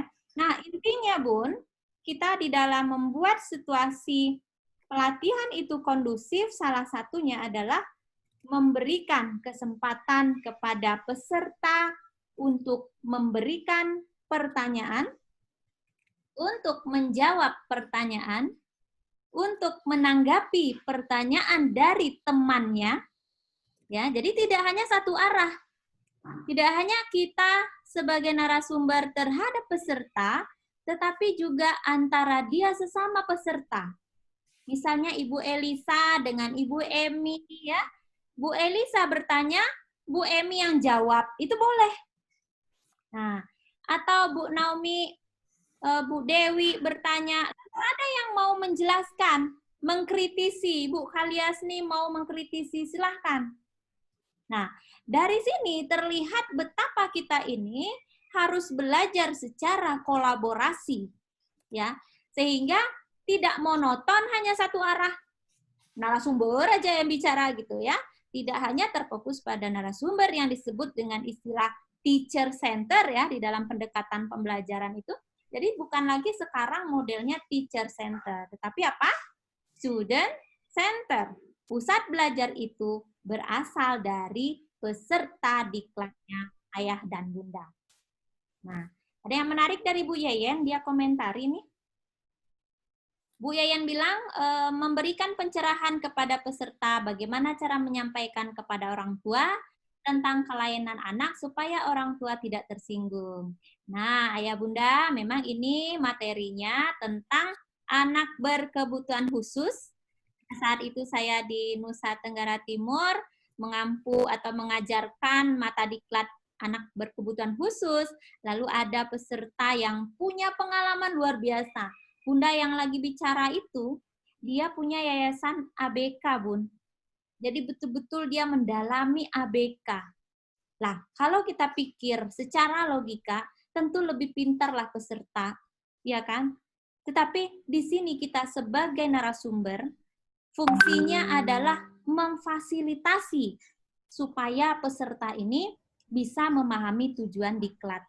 Supaya peserta ini bisa menjadi pelatih di diklat berjenjang tingkat dasar. Jadi bukan di sini kita melihat dia lebih pintar atau saya lebih pintar dari dia, bukan itu yang kita lihat, tetapi bagaimana kita memfasilitasi pembelajaran orang dewasa ini sehingga kita sama-sama bisa mencapai tujuan. Kita sebagai narasumber dapat mencapai tujuan kita, yaitu apa? Sebagai narasumber kita apa tujuannya? Bisa menyampaikan materi, bisa dipahami oleh peserta. Nah, tujuan si peserta apa? Bisa melaksanakan sebagai peserta, memahami materi yang disampaikan, dan juga bisa menjadi calon pelatih. Jadi kita saling kerjasama, Bun. Ya, bermitra. Bahasanya yang bagus tuh ya, bermitra ya, Bun. Lanjut ke slide berikutnya, Pak. Nah, di sini saya mencoba merangkum kecakapan yang perlu dikembangkan oleh ayah dan bunda di dalam persiapan menjadi calon pelatih ini ya. Kalau hari ini kita masih belum kreatif rasanya, kita coba untuk lebih kreatif lagi. Kalau daya cipta, aduh aku tuh punya daya cipta apa ya? Karya saya apa ya sekarang ya? Saya improvisasi, wah kayaknya belum punya nih karya cipta. Ayah bunda saya mau nanya dong, yang sudah punya karya siapa ya bun? Di chat aja, misalnya bun saya punya buku model ini atau buku judul ini. Saya punya hak cipta bun. Yuk, siapa yang punya karya, daya cipta, kreativitas, dan improvisasi? Ya, belum ya. Saya ingin memperlihatkan, sebenarnya bukan karya cipta saya ya bun. Ya, seperti buku, Bun. Ada yang punya buku? Oh, Bunda Mira punya APE ya, Bun ya? APE, bagus. Terus Bunda Siti punya antologi cerita anak, bagus. Terus apa lagi? Karyanya, Bu, buku pendidikan, bagus. Buku pegangan agama anak, mantep. APE daur ulang, keren. Wah, saya jadi pengen tahu nih, Bun. Ibu Lydia Dangaloji yang ada di Tunas Mekar, TK Tunas Mekar. Itu APE daur ulangnya bagaimana ya, Bu? Kak, penasaran ya. Ah, keren. Ada yang punya karya video. Buat video itu bukannya mudah juga ya. Harus ada improvisasi ya, Bunda. Ada APE juga nih, APE. Cipta lagu. Nah, ini materinya Bunda Gun ini, cipta lagu kemarin ya Bunda ya. Nah, ini bisa jadi narasumber cipta lagu ini Bu Rohana ya. Lagu apa Bu Rohana? Spesifik ke tema barangkali ya Bu Rohana ya. Oke, ada cerita anak album. Wah, ada punya album PowerPoint. Ini adalah karya cipta Bunda yang patut diacungkan jempol ini. Luar biasa. Ya. Bagi yang belum punya, silahkan. Dari sekarang kita buat ya sederhana. Misalnya ini ada buku-buku seperti dongeng. Ya paling ini hanya 12 lembar, Bun. Nah, bisa Bunda ciptakan ya. Nanti dikasih gambar. Nah, untuk gambar-gambar, desain-desain, sebenarnya sudah banyak aplikasi. Ya, sekarang belajar sangat mudah. Kita lihat di Canva, ada aplikasi flyer, apa tuh ya, banyak sekali. Bunda bisa buat karya cipta. Ini kecakapan sebagai seorang instruktur. Lalu, yang kedua, kepribadian yang baik, mampu mengelola emosi. Wah, ini nih ya, harus banyak emosi-emosi yang positif. Misalnya lebih bersabar, lebih tanggung jawab, lebih disiplin juga ya. Kalau instrukturnya datangnya telat, pesertanya yang duluan datang gimana tuh? Nah, terus ada pengenalan dan pemahaman karakteristik orang dewasa. Itu tadi yang materi kita di awal ya Bun ya. Bagaimana karakter orang dewasa dilihat dari usianya, jenis kelaminnya, budayanya bagaimana, bahasa, persepsi, motivasi, keinginan, dan faktor-faktor lainnya. Lalu mampu merancang pembelajaran, menerapkan strategi pembelajaran, dan menilai hasil pembelajaran dalam pelatihan. Yang terpenting lagi Bun, yang di bawah nih Bun, poin keempat, ayah dan bunda harus memiliki kemampuan IT.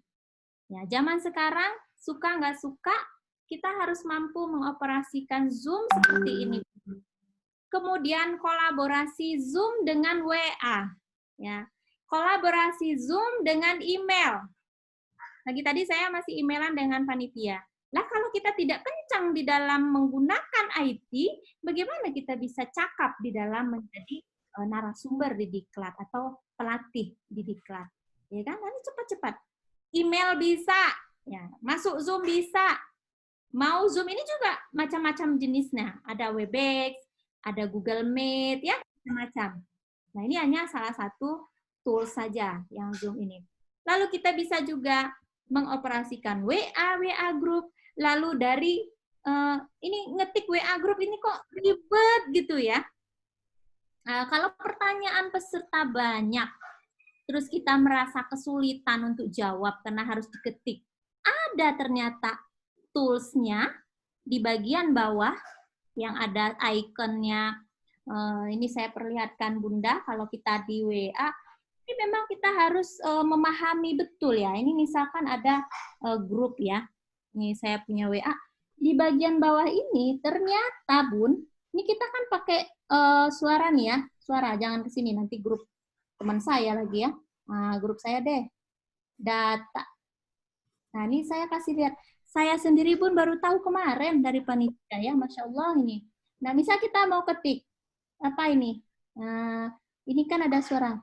Hari Minggu, ya kan? Nah, langsung ini termasuk ke dalam tulisan. Kita tinggal ketik.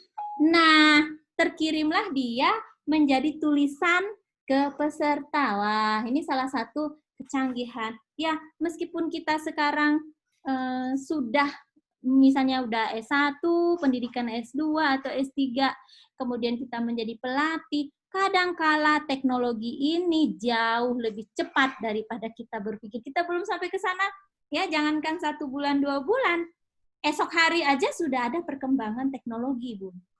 Jadi apa? Kita harus belajar, kemampuan IT-nya harus ditingkatkan lagi, suka atau tidak suka, masa corona ini membuat kita lebih cerdas dengan penggunaan teknologi. Ini yang saya rasa juga momentumnya sangat pas ya. Teknologi pendidikan di zaman pandemi ya. Kalau dulu kita tidak pernah berpikir, aduh gimana ya belajar online. Sekarang sudah merupakan kewajiban. Begitu Bun. Ya, jadi kecakapan paling akhir ini memang satu keharusan. Lanjut. Sekarang kita pertanyaan dulu, barangkali Pak Lukman sudah 30 menit. Oke, makasih Bu Widya. Oke, kita mulai pertanyaan dari beberapa teman-teman. Ini ada satu dari peserta yang luar biasa nih, memperhatikan betul sepertinya. Beliau tahu bahwa kita dari kementerian kan sekarang sudah tidak menggunakan LK dan sudah menganjurkan guru-guru untuk tidak menggunakan LK. Karena di kurikulum 2013 itu sudah mendorong untuk lebih pendekatan saintifik gitu ya Bu ya.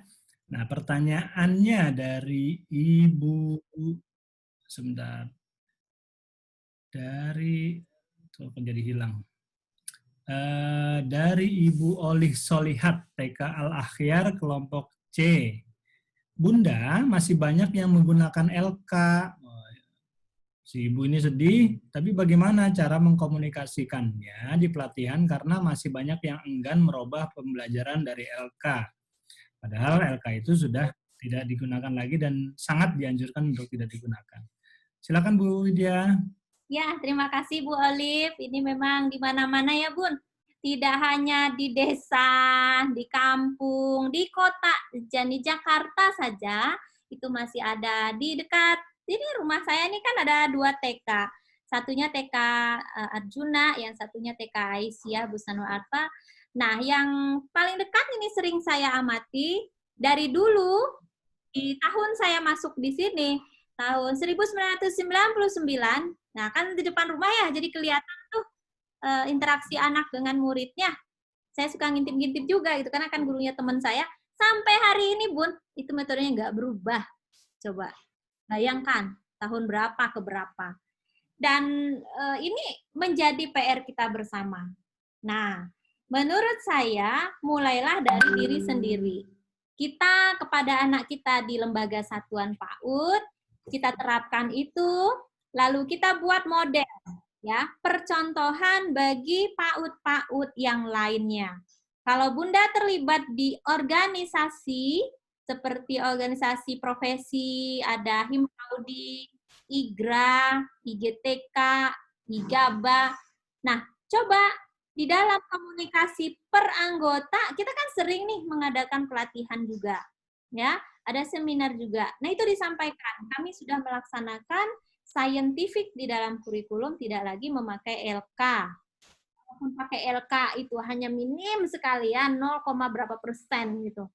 Nah, ketika di pelatihan, Bunda juga sebaiknya punya contoh bagaimana belajar yang saintifik tanpa LK. Umumnya, mengapa guru masih pakai LK, Bun? Ya, ini salah satu LK ya, Bunda ya. Kalau ini LK bukan Bunda yang ini. Coba saya minta pendapat Bunda di chat, ini kira-kira LK nggak, Bun? Siapa yang jawab? LK ya, Bun? Bu Yayen, Bu Netri, Bu Yulita, Bu Rita, ya ini LK. Ya. Mengapa mereka tidak berubah, Bun? Tahu nggak kenapa? Karena mereka tidak tahu model baru itu seperti apa. Yang kurikulum 2013, dulu launchingnya 2012-2013, sampai sekarang belum sampai ke guru-guru, apalagi yang pedalaman, yang jauh, yang tidak terjangkau aksesnya. Jadi kita tidak bisa menyalahkan mereka. Kenapa Ibu nggak lepas LK ya? Kenapa Ibu masih pakai LK ya? Tidak bisa kita salahkan sepihak. Karena apa? Mereka sebenarnya nggak tahu. Yang bagaimana sih Bu? Ini saya kemarin Bunda, ini cerita sedikit ya. Hari Sabtu kemarin, saya mengadakan workshop untuk guru IGRA se-DKI Jakarta. IGRA se-DKI Jakarta, salah satu pesertanya adalah guru di Pulau Seribu.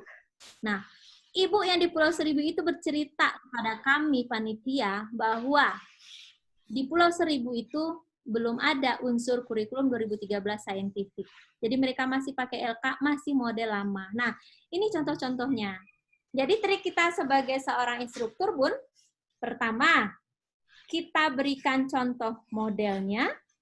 Kalau bisa, Bunda yang punya lembaga, itu video ataupun foto tentang praktek belajarnya yang di dalam kelas itu bawa ke dalam kelas diklat.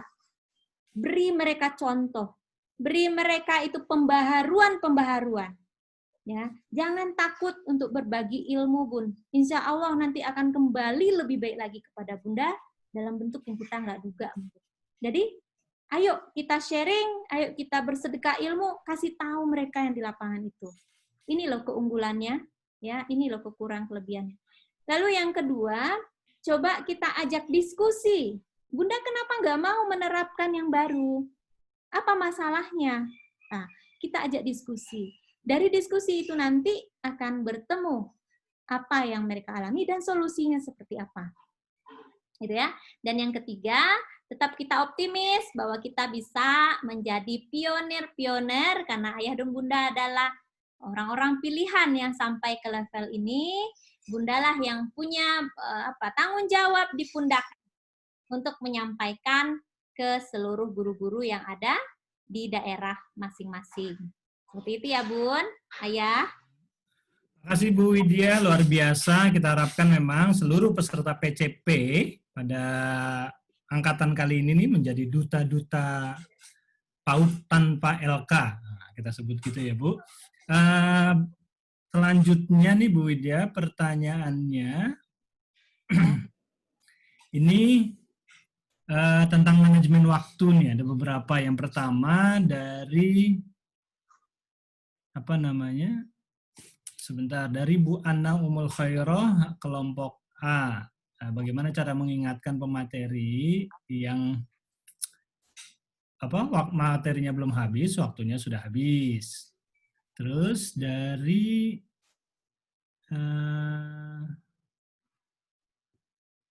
mana lagi tadi? Ya, hilang nih dia.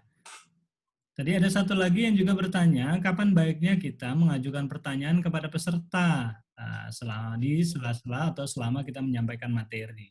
Itu Bu Widya, itu pertanyaan terakhir untuk sesi 3.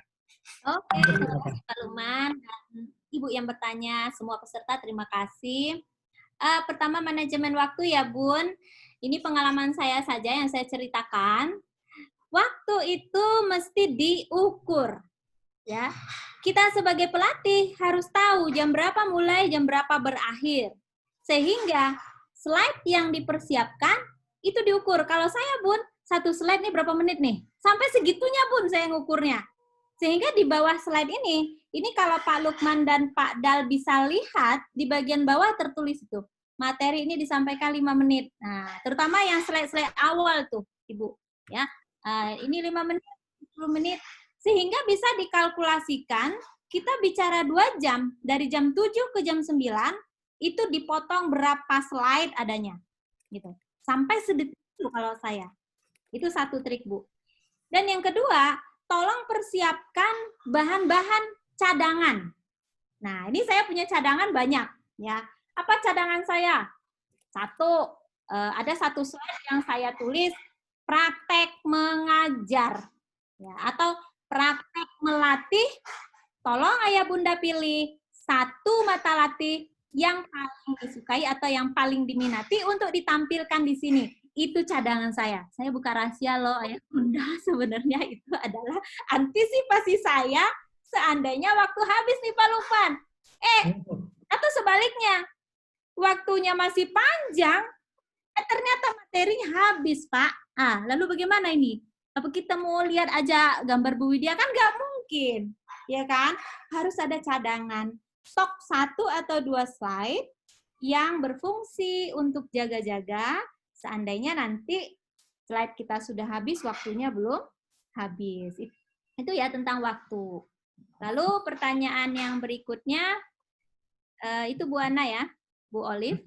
Pertanyaan yang keduanya tentang bertanya, Bu, kapan waktu yang tepat untuk bertanya? Nah, tentang waktu yang tepat untuk bertanya, saya pikir panitia dari Direktorat GTK sudah sangat luar biasa untuk menyusun langkah-langkah kapan harus bertanya. Ini di awal itu sudah diatur ya sama Pak Lukman, Pak Dal, Bu Ika. Semua teman-teman ini sudah ngatur. Misalnya, pertanyaan tadi 30 menit ya Bu Widya, gitu kan disampaikan di awal. 30 menit paparan, nanti peserta boleh nanya di chat. Ya, nanti 30 menit lagi, boleh nanya lagi ya di chat. Berapa orang? Ada 2 atau 3 pertanyaan, lalu kita jawab. Nanti sesi terakhir, ya, menjelang selesai di jam 9, ada pertanyaan langsung yang diungkapkan, disampaikan peserta melalui video. Jadi nanti dimunculkan orangnya, siapa yang bertanya, itu suaranya dan wajahnya kelihatan. Nah, itu di sesi akhir. Sehingga itu ada waktu-waktunya secara terstruktur sehingga tidak mengganggu proses kita dalam memaparkan materi. Nah, lanjut juga ada di WA nanti mau tanya jawab itu boleh juga. Dan itu juga punya aturan main Bapak Ibu. Ya, yang di grup itu kalau nggak punya aturan main, saya nggak bisa bayangkan. Ini peserta 228 ya. Nah, di luar dari panitia berarti semua berapa Pak Lukman? 200 kemarin Bapak Direktur sampaikan, Pak Abdullah bilang 243 orang dari seluruh Indonesia itu ngechat barengan. Waduh, saya narasumber bingung ngejawabnya nih. Ya kan? Jadi perlu diatur waktu. Insya Allah nanti kita siang ada WA group. Saya pikir harus buka tutup. Buka dulu, ya, ada 5 pertanyaan, lalu saya jawab, lalu buka lagi, nanti Bunda tanya 5, tutup lagi, saya jawab dulu, karena kita mengingat ini ya Bun ya, otak kita berpikir dan juga mata. Mata ini harus dijaga.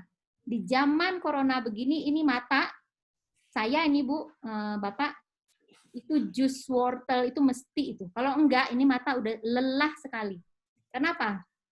Kita rapat pakai Zoom. Kita mau ujian tesis pakai Zoom. Kita mau ngajar Zoom.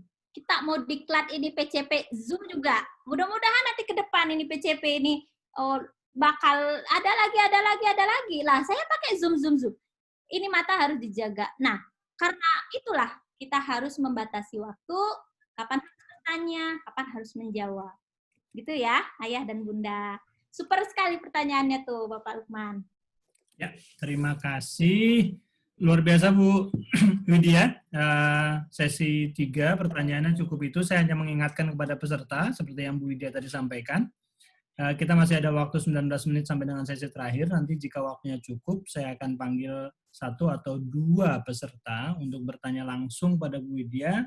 Silahkan untuk yang mau bertanya, angkat tangan menggunakan tools yang ada di Zoom ini. Silahkan. Silahkan lanjut Ibu. Ya, kita lanjut dulu ya. Bapak dan Ibu, ini nilai yang perlu dimiliki. Kalau tadi juga adalah hal-hal yang harus dimiliki para pelatih, ini coba diamati satu persatu, Ibu.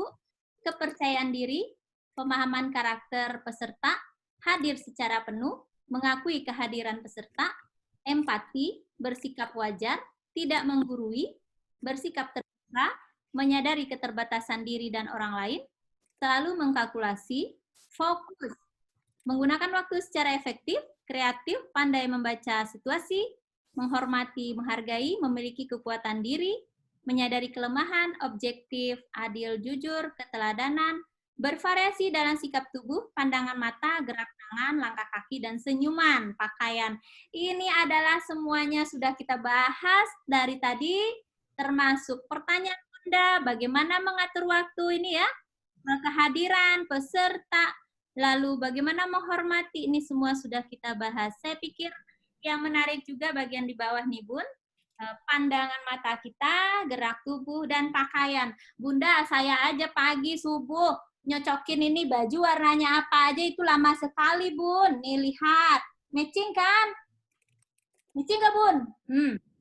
Jadi jangan jadi narasumber pakainya daster Bun, ya kan? Ada nggak? Saya cek dulu Bapak liatin layarnya ada yang pakai daster enggak? Oh enggak. Unjuk tangan pakai daster. Kalau peserta nggak masalah Bun pakai daster, nggak kelihatan karena kan yang lihat di sini doang. Tapi kalau Bapak Ibu jadi narasumber jangan pakai daster ya. Tuh, ingat harus matching. Bapak dan Ibu, terutama Ibu yang suka dandan siapa? Ibu Zenap. Nah, Ibu Zenap suka dandan. Dandanlah secantik mungkin sehingga di layar itu Bunda ya cantik, ayahanda ganteng ya. Kalau saya kebetulan nggak senang dengan dandan Bun, jadi memang beginilah adanya gitu. Tapi saya tutupilah dengan penampilan dan juga senyuman ya Bunda ya, jadi bisa. Tapi kalau yang senang berdandan saya sarankan untuk berdandan. Slide berikut Pak. Hindari 5 sikap ini Bun. Pertama menggurui. Ya kita menganggap diri kita itu serba wah, serba pintar itu jangan ya. Karena kita juga adalah orang dewasa yang sudah punya pengalaman banyak.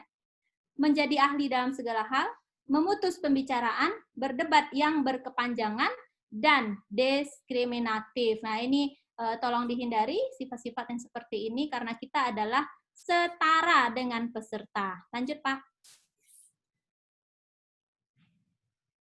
Kewajiban setiap pelatih menciptakan suasana pembelajaran yang bermakna, menyenangkan, kreatif, dinamis, dan dialog, mempunyai komitmen secara profesional untuk meningkatkan mutu pendidikan, memberi teladan, dan menjaga nama baik lembaga, profesi, dan kedudukan sesuai amanat yang diberikan. Ini ya, sudah kita bahas tadi. Bunda, tolong jadi teladan ya, Bu. Jadi role model bagi para peserta. Lanjut, Pak. Pak Pinto, terima kasih. Komentarnya Bu Widya semangat sekali. Oh iya, saya senang Bun. Aduh, senang sekali hari ini berjumpa dengan Ayah dan Handa. Yang pada akhirnya kita selesai. Ya, ada slide yang terakhir, kesimpulan. Apa kesimpulan yang dapat dari materi ini? Silahkan Bunda tulis di chat 1 kalimat saja. Kesimpulannya Ayah Bunda. Saya akan baca. Kalau saya, kesimpulannya adalah pendidikan orang dewasa adalah proses mempengaruhi orang dewasa supaya mereka bisa belajar, mempunyai keterampilan dalam menempuh tujuannya. Dalam hal ini, kita tujuannya adalah untuk menjadi para pelatih di diklat dasar. Ciri-ciri orang dewasa, dia sudah memiliki kematangan, baik secara biologis, secara sosial, secara psikologis, secara hukum, dan yang terpenting orang dewasa ini orang yang memiliki pengalaman, memiliki kreativitas, daya cipta, sehingga antara narasumber dan peserta memiliki kesetaraan dan bisa saling kolaborasi. Itu adalah kesimpulan dari saya. Kalau dari bunda-bunda mana? Saya bacakan ya. Dari Ibu Matelda. POD adalah membimbing dan mengarahkan orang dewasa supaya menjadi baik. Dari Ibu Siti Jamiatul Faizah, belajar bersama untuk mendapatkan tujuan yang diharapkan bersama. Terima kasih Bu Elda dan Ibu Siti. Kemudian ada lagi kesimpulan dari Ibu, waduh banyak sekali nih ya. Mungkin tidak bisa saya bacakan semua. Bunda-bunda peserta bisa melihat chatnya masing-masing. Di sini kesimpulannya adalah kita belajar bersama sesama orang-orang yang dewasa dan saling menghargai. Nah, ini yang menarik yang terakhir, saya bacakan satu nih. Susianti, pendidikan orang dewasa adalah pendidikan yang dilakukan oleh orang dewasa agar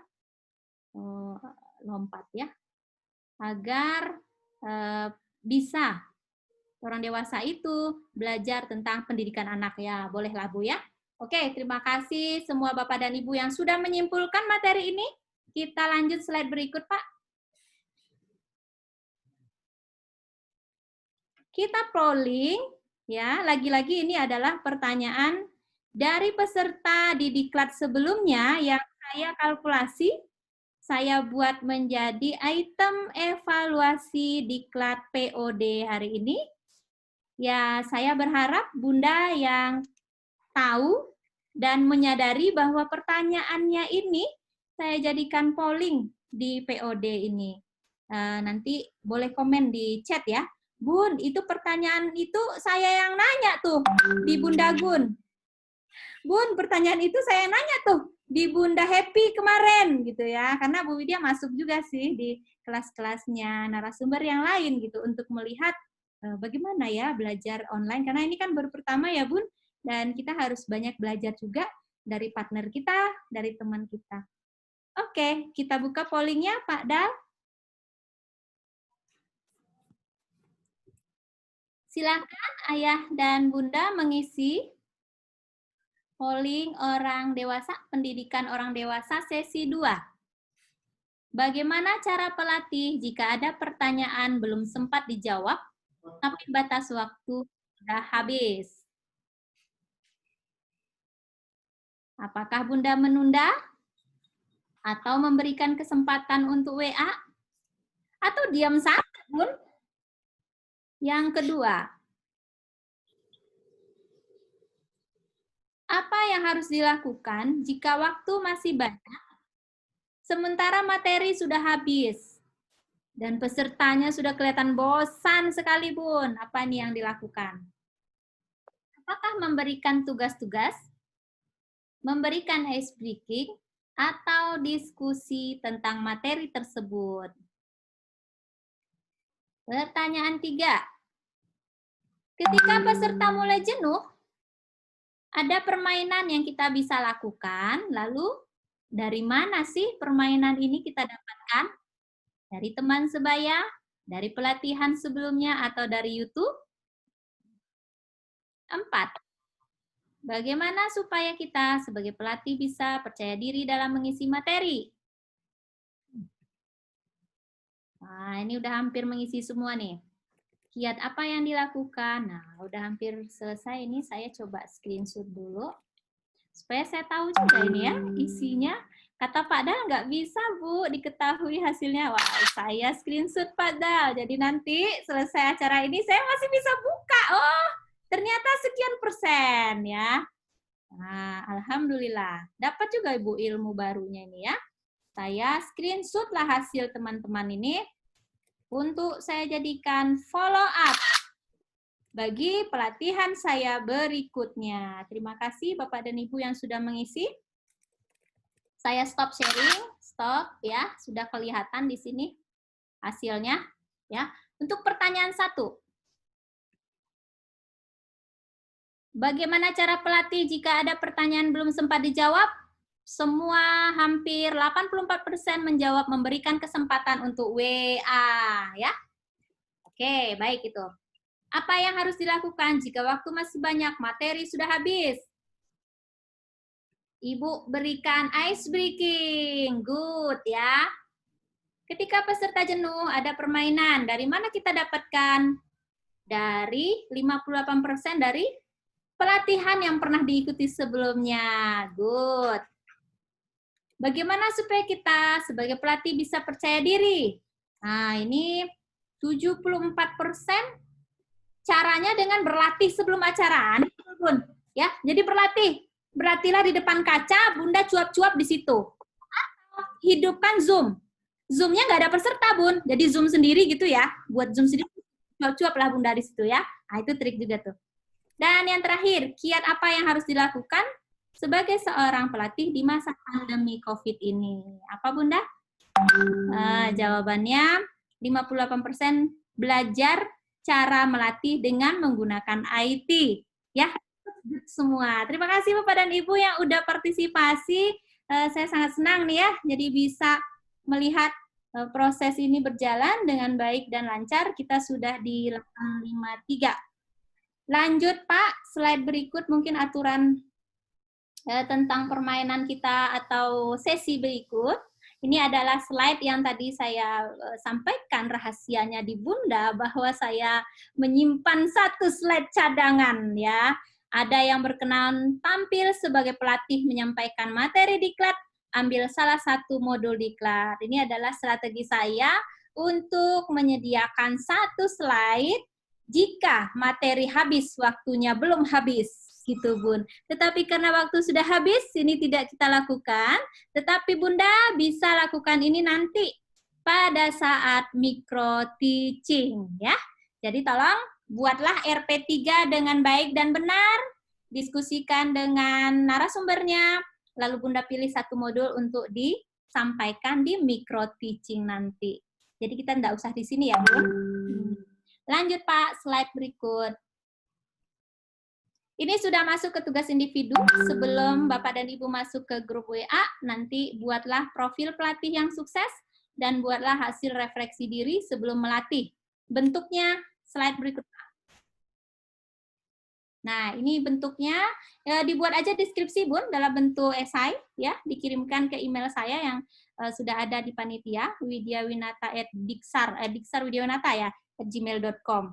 Slide berikut, Pak.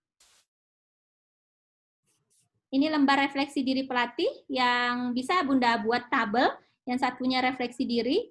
Bunda memiliki kecerdasan bahasa, berarti potensinya sebagai narasumber, Bunda bisa mengajar dengan baik. Nah, diisi aja minimal poin yang disampaikan. Slide berikut, Pak. Ya, kita masuk di grup WA nanti ya, Bunda. Kita arahkan nanti bersama panitia. Sampai di sini, barangkali ada pertanyaan yang langsung, Pak Lukman, boleh? Oke, terima kasih Bu Widya, luar biasa sekali. Sebelum kita undang teman-teman untuk bertanya, Bapak Ibu semua, coba bersama-sama dengan saya, kita beri tepuk tangan dan aplaus luar biasa buat Bu Widya. Oke, terima kasih. Bapak Ibu sekalian, ini sudah sangat banyak yang mengacungkan tangan. Saya pilih 2 orang yang teratas, tapi yang namanya lengkap dengan nama, instansi, dan kelompok. Nanti saya undang pertama Ibu Syarifatul Lailah, oke, dari KB Al-Khairiyah, kelompok C, dan Ibu Hasni Paud Tifatul Sogiroh, kelompok D. Nah, sekarang untuk bertanya langsung ke Bu Widya, mohon pertanyaan tidak panjang-panjang, biar bisa banyak waktu untuk menjawabnya. Oke, Ibu Syarifatul Lailah, apakah sudah siap? Halo. Bu Syarifatul. 3 kali panggilan dada, nanti kita lanjut ke yang lain ya. Halo. Ya. Bu Syarifatul sudah ada? Ganti aja, Pak. Oke, jika Bu Syarifatul tidak siap, Bu Nur Hasni dari Tiflatus Sogir. Bu Nur Hasni, ada sudah siap?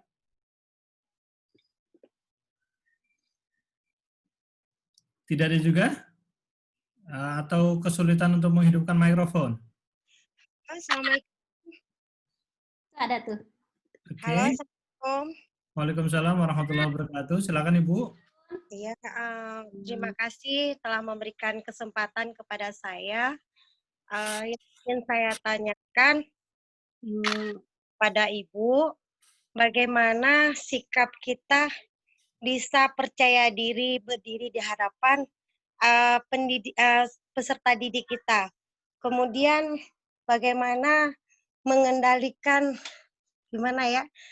mengendalikan emosi-emosi yang terjadi ketika berada di hadapan peserta. Ada peserta yang kadang nggak mau lihat kita, ada peserta yang sibuk dengan kegiatan masing-masing. Nah, terima kasih Bunda. Assalamualaikum. Waalaikumsalam. Dijawab langsung Pak Lukman? Apa gimana? Silakan Ibu. Langsung ya. Jadi kalau untuk kepercayaan diri, Bun, kita memang harus dari dalam diri dulu. Nggak usah jauh-jauh. Kita semua punya perasaan nervous ya, Bun ya. Sebelum tampil mungkin ke kamar mandi dulu gitu ya. Itu diatasi dulu lah.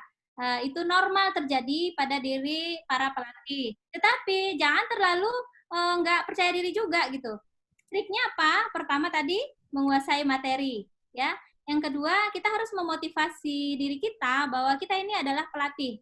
Jadi kita harus pede, harus percaya diri bahwa kita bisa menyampaikan materi dengan baik. Nah, kemudian mengendalikan peserta yang tidak mempedulikan atau mungkin acuh ya dengan apa yang kita sampaikan. Triknya tadi bisa kita panggil namanya, ya, bisa kita berikan ice breaking, yuk sama-sama kita tepuk bersama misalnya, atau kita berikan tayangan yang menarik di layar laptop kita, tampilan slide-slide-nya kita, itu bisa membuat peserta itu kemudian tertarik untuk melihat dan mengikuti materi kita. Seperti itu Ibu, terima kasih. Terima kasih Bu Widya. Ini saya panggil lagi Bu Syarifatul Laila, apakah sudah ada? Bu Syarifatul. Oke, jika nggak ada, waktunya juga sudah 8:59, saya pikir kita cukupkan sampai di sini ya Bu Widya ya. Lukman, terima kasih banyak Bu Widya. Pak Lukman, mohon maaf, saya buka lagi itu yang terakhir tadi bisa untuk penguatan ke grup WA. Oke, monggo silakan Ibu. Mas Dal minta tolong. Bisa 1 menit ditayangkan dulu. Satu slide sebelum ini ya Bu. Ya. Ini. Lagi. Satu lagi. Ya. Berikut di belakangnya lagi. Nah, ini Bunda, pada saat kita nanti masuk, mungkin saya instruksikan dulu aturan main kita di grup WA. Nanti 10 menit sebelum masuk ke grup, kita harus baca dulu modul POD. Saya sudah share dan panitia juga sudah share ke Bunda, jadi bisa dibaca 10 menit sebelum masuk WA grup. Lalu pertanyaan pertama yang saya mau ajukan nanti adalah, apakah Anda dewasa? Nah, ini gunanya adalah penguatan materi ya, Bun. Apa ciri-ciri dewasa, baik dari sisi aspek biologis, psikologis, hukum, dan sosial. Jadi ini nanti dijawab di grup yang sistemnya kita buka tutup tadi. Mungkin 5 pertanyaan kita tutup, begitu ya Pak Lukman, nanti dipandu oleh panitia, lalu dijawab, lalu buka lagi. Waktu kita 1 jam untuk 1 kelas ya Pak Lukman ya. Slide berikut Oke. Pak. 1 jam atau 2 jam Bu? 1 jam atau 2 jam, oke. Nah, ini adalah materi-materi penguatan sampai terakhir, itu slide-nya dibuka-buka saja, Pak. Oke. 1 jam, oke. Ya. Nah, itu ya, Bun. Lanjut, slide berikut. Saya sekalian screenshot juga, Pak Dal, karena tadi lupa saya ini bukti kita pelatihan hari ini. Nah, oke ya, semua udah sampai slide akhir, Pak. Itu penguatan. Oke, terima kasih sekali lagi Bu Widya, Bapak Ibu semua. Bersama-sama dengan saya kita kasih tepuk tangan untuk Bu Widya yang sudah luar biasa memberikan materi. Terus jangan lupa mengucapkan terima kasih di chat untuk Bu Widya. Terima kasih atas ilmunya, semoga bermanfaat untuk kita semua Bapak Ibu sekalian. Terima kasih sekali lagi Bu Widya, nanti sampai bertemu di WA Group bersama teman-teman. Bapak Ibu sekalian, setelah ini akan ada Bu Isni mendampingi Bu Seba untuk materi selanjutnya. Diskusi di WA Group akan dilaksanakan 1 jam untuk setiap kelompok. Tugas-tugas seperti yang tadi sudah diumumkan oleh Bu Widya akan disampaikan lagi nanti oleh teman-teman panitia di grup di kelas masing-masing, termasuk dengan alamat emailnya dan kemana dan bagaimana cara mengirimkan tugasnya. Dan juga seperti yang kemarin, nanti akan diatur oleh teman-teman panitia tentang cara dan bagaimana untuk bisa berdiskusi di WhatsApp group. Dari sekarang nanti disiapkan pertanyaan-pertanyaannya, dan dicek betul jadwalnya agar Bapak Ibu sekalian nggak ketinggalan. Begitu ya? Bapak Ibu sekalian, ini Mbak Isni sudah ada di ruangan kah? Bu Isni monitor? Halo. Nah, sambil kita menunggu Bu. Oke, Sudah izin, saya pamit ya Bapak dan Ibu sekalian. Selamat Terima kasih Bu Widya. Mohon maaf lahir batin kalau ada yang salah. Terima kasih. Assalamualaikum warahmatullahi wabarakatuh. Waalaikumsalam warahmatullahi Waalaikumsalam wabarakatuh. warahmatullahi Terima kasih Bu Widya. Sama. Terima kasih Bapak Ibu sekalian. Saya juga terima kasih, mengucapkan terima kasih yang luar biasa untuk kesabarannya bersama saya selama 2 jam ini. Semoga bermanfaat dan mohon maaf atas kesalahan-kesalahan yang mungkin saja terjadi. Sekian, silakan Mbak Isni. Ya, terima kasih. Terima kasih Bu Widya, penampilan yang sangat baik ya, sangat bagus, membuat kita menjadi semangat. Baik Ibu dan Bapak, kita akan masuk pada sesi berikutnya ya. Di sini akan kita lanjutkan dengan materi tentang etika ya, etika. Kalau kemarin sudah kita bahas materi tentang etika pendidik PAUD, nah sekarang ini tentang materi etika kita sebagai pelatih ya. Namun sebelum kita masuk pada sesi materi selanjutnya, saya ingin Ibu dan Bapak tetap semangat ya. Saya ingin yakin Ibu dan Bapak tetap semangat. Oke. Baik ya. Ibu dan Bapak nanti kalau saya ucapkan pelatih ya, mohon sekuat-kuatnya atau Ibu chat ya, karena ini online, Ibu chat nanti di situ tulis pelatih keren, kompeten, hebat, ya. Bisa Ibu dan Bapak, ya. Nanti kalau saya sampaikan pelatih, ya. Oh, suara saya tidak ada. Suara saya tidak terdengar, kah? Oh, keren, kompeten, bukan komponen ya, tapi kompeten, ya.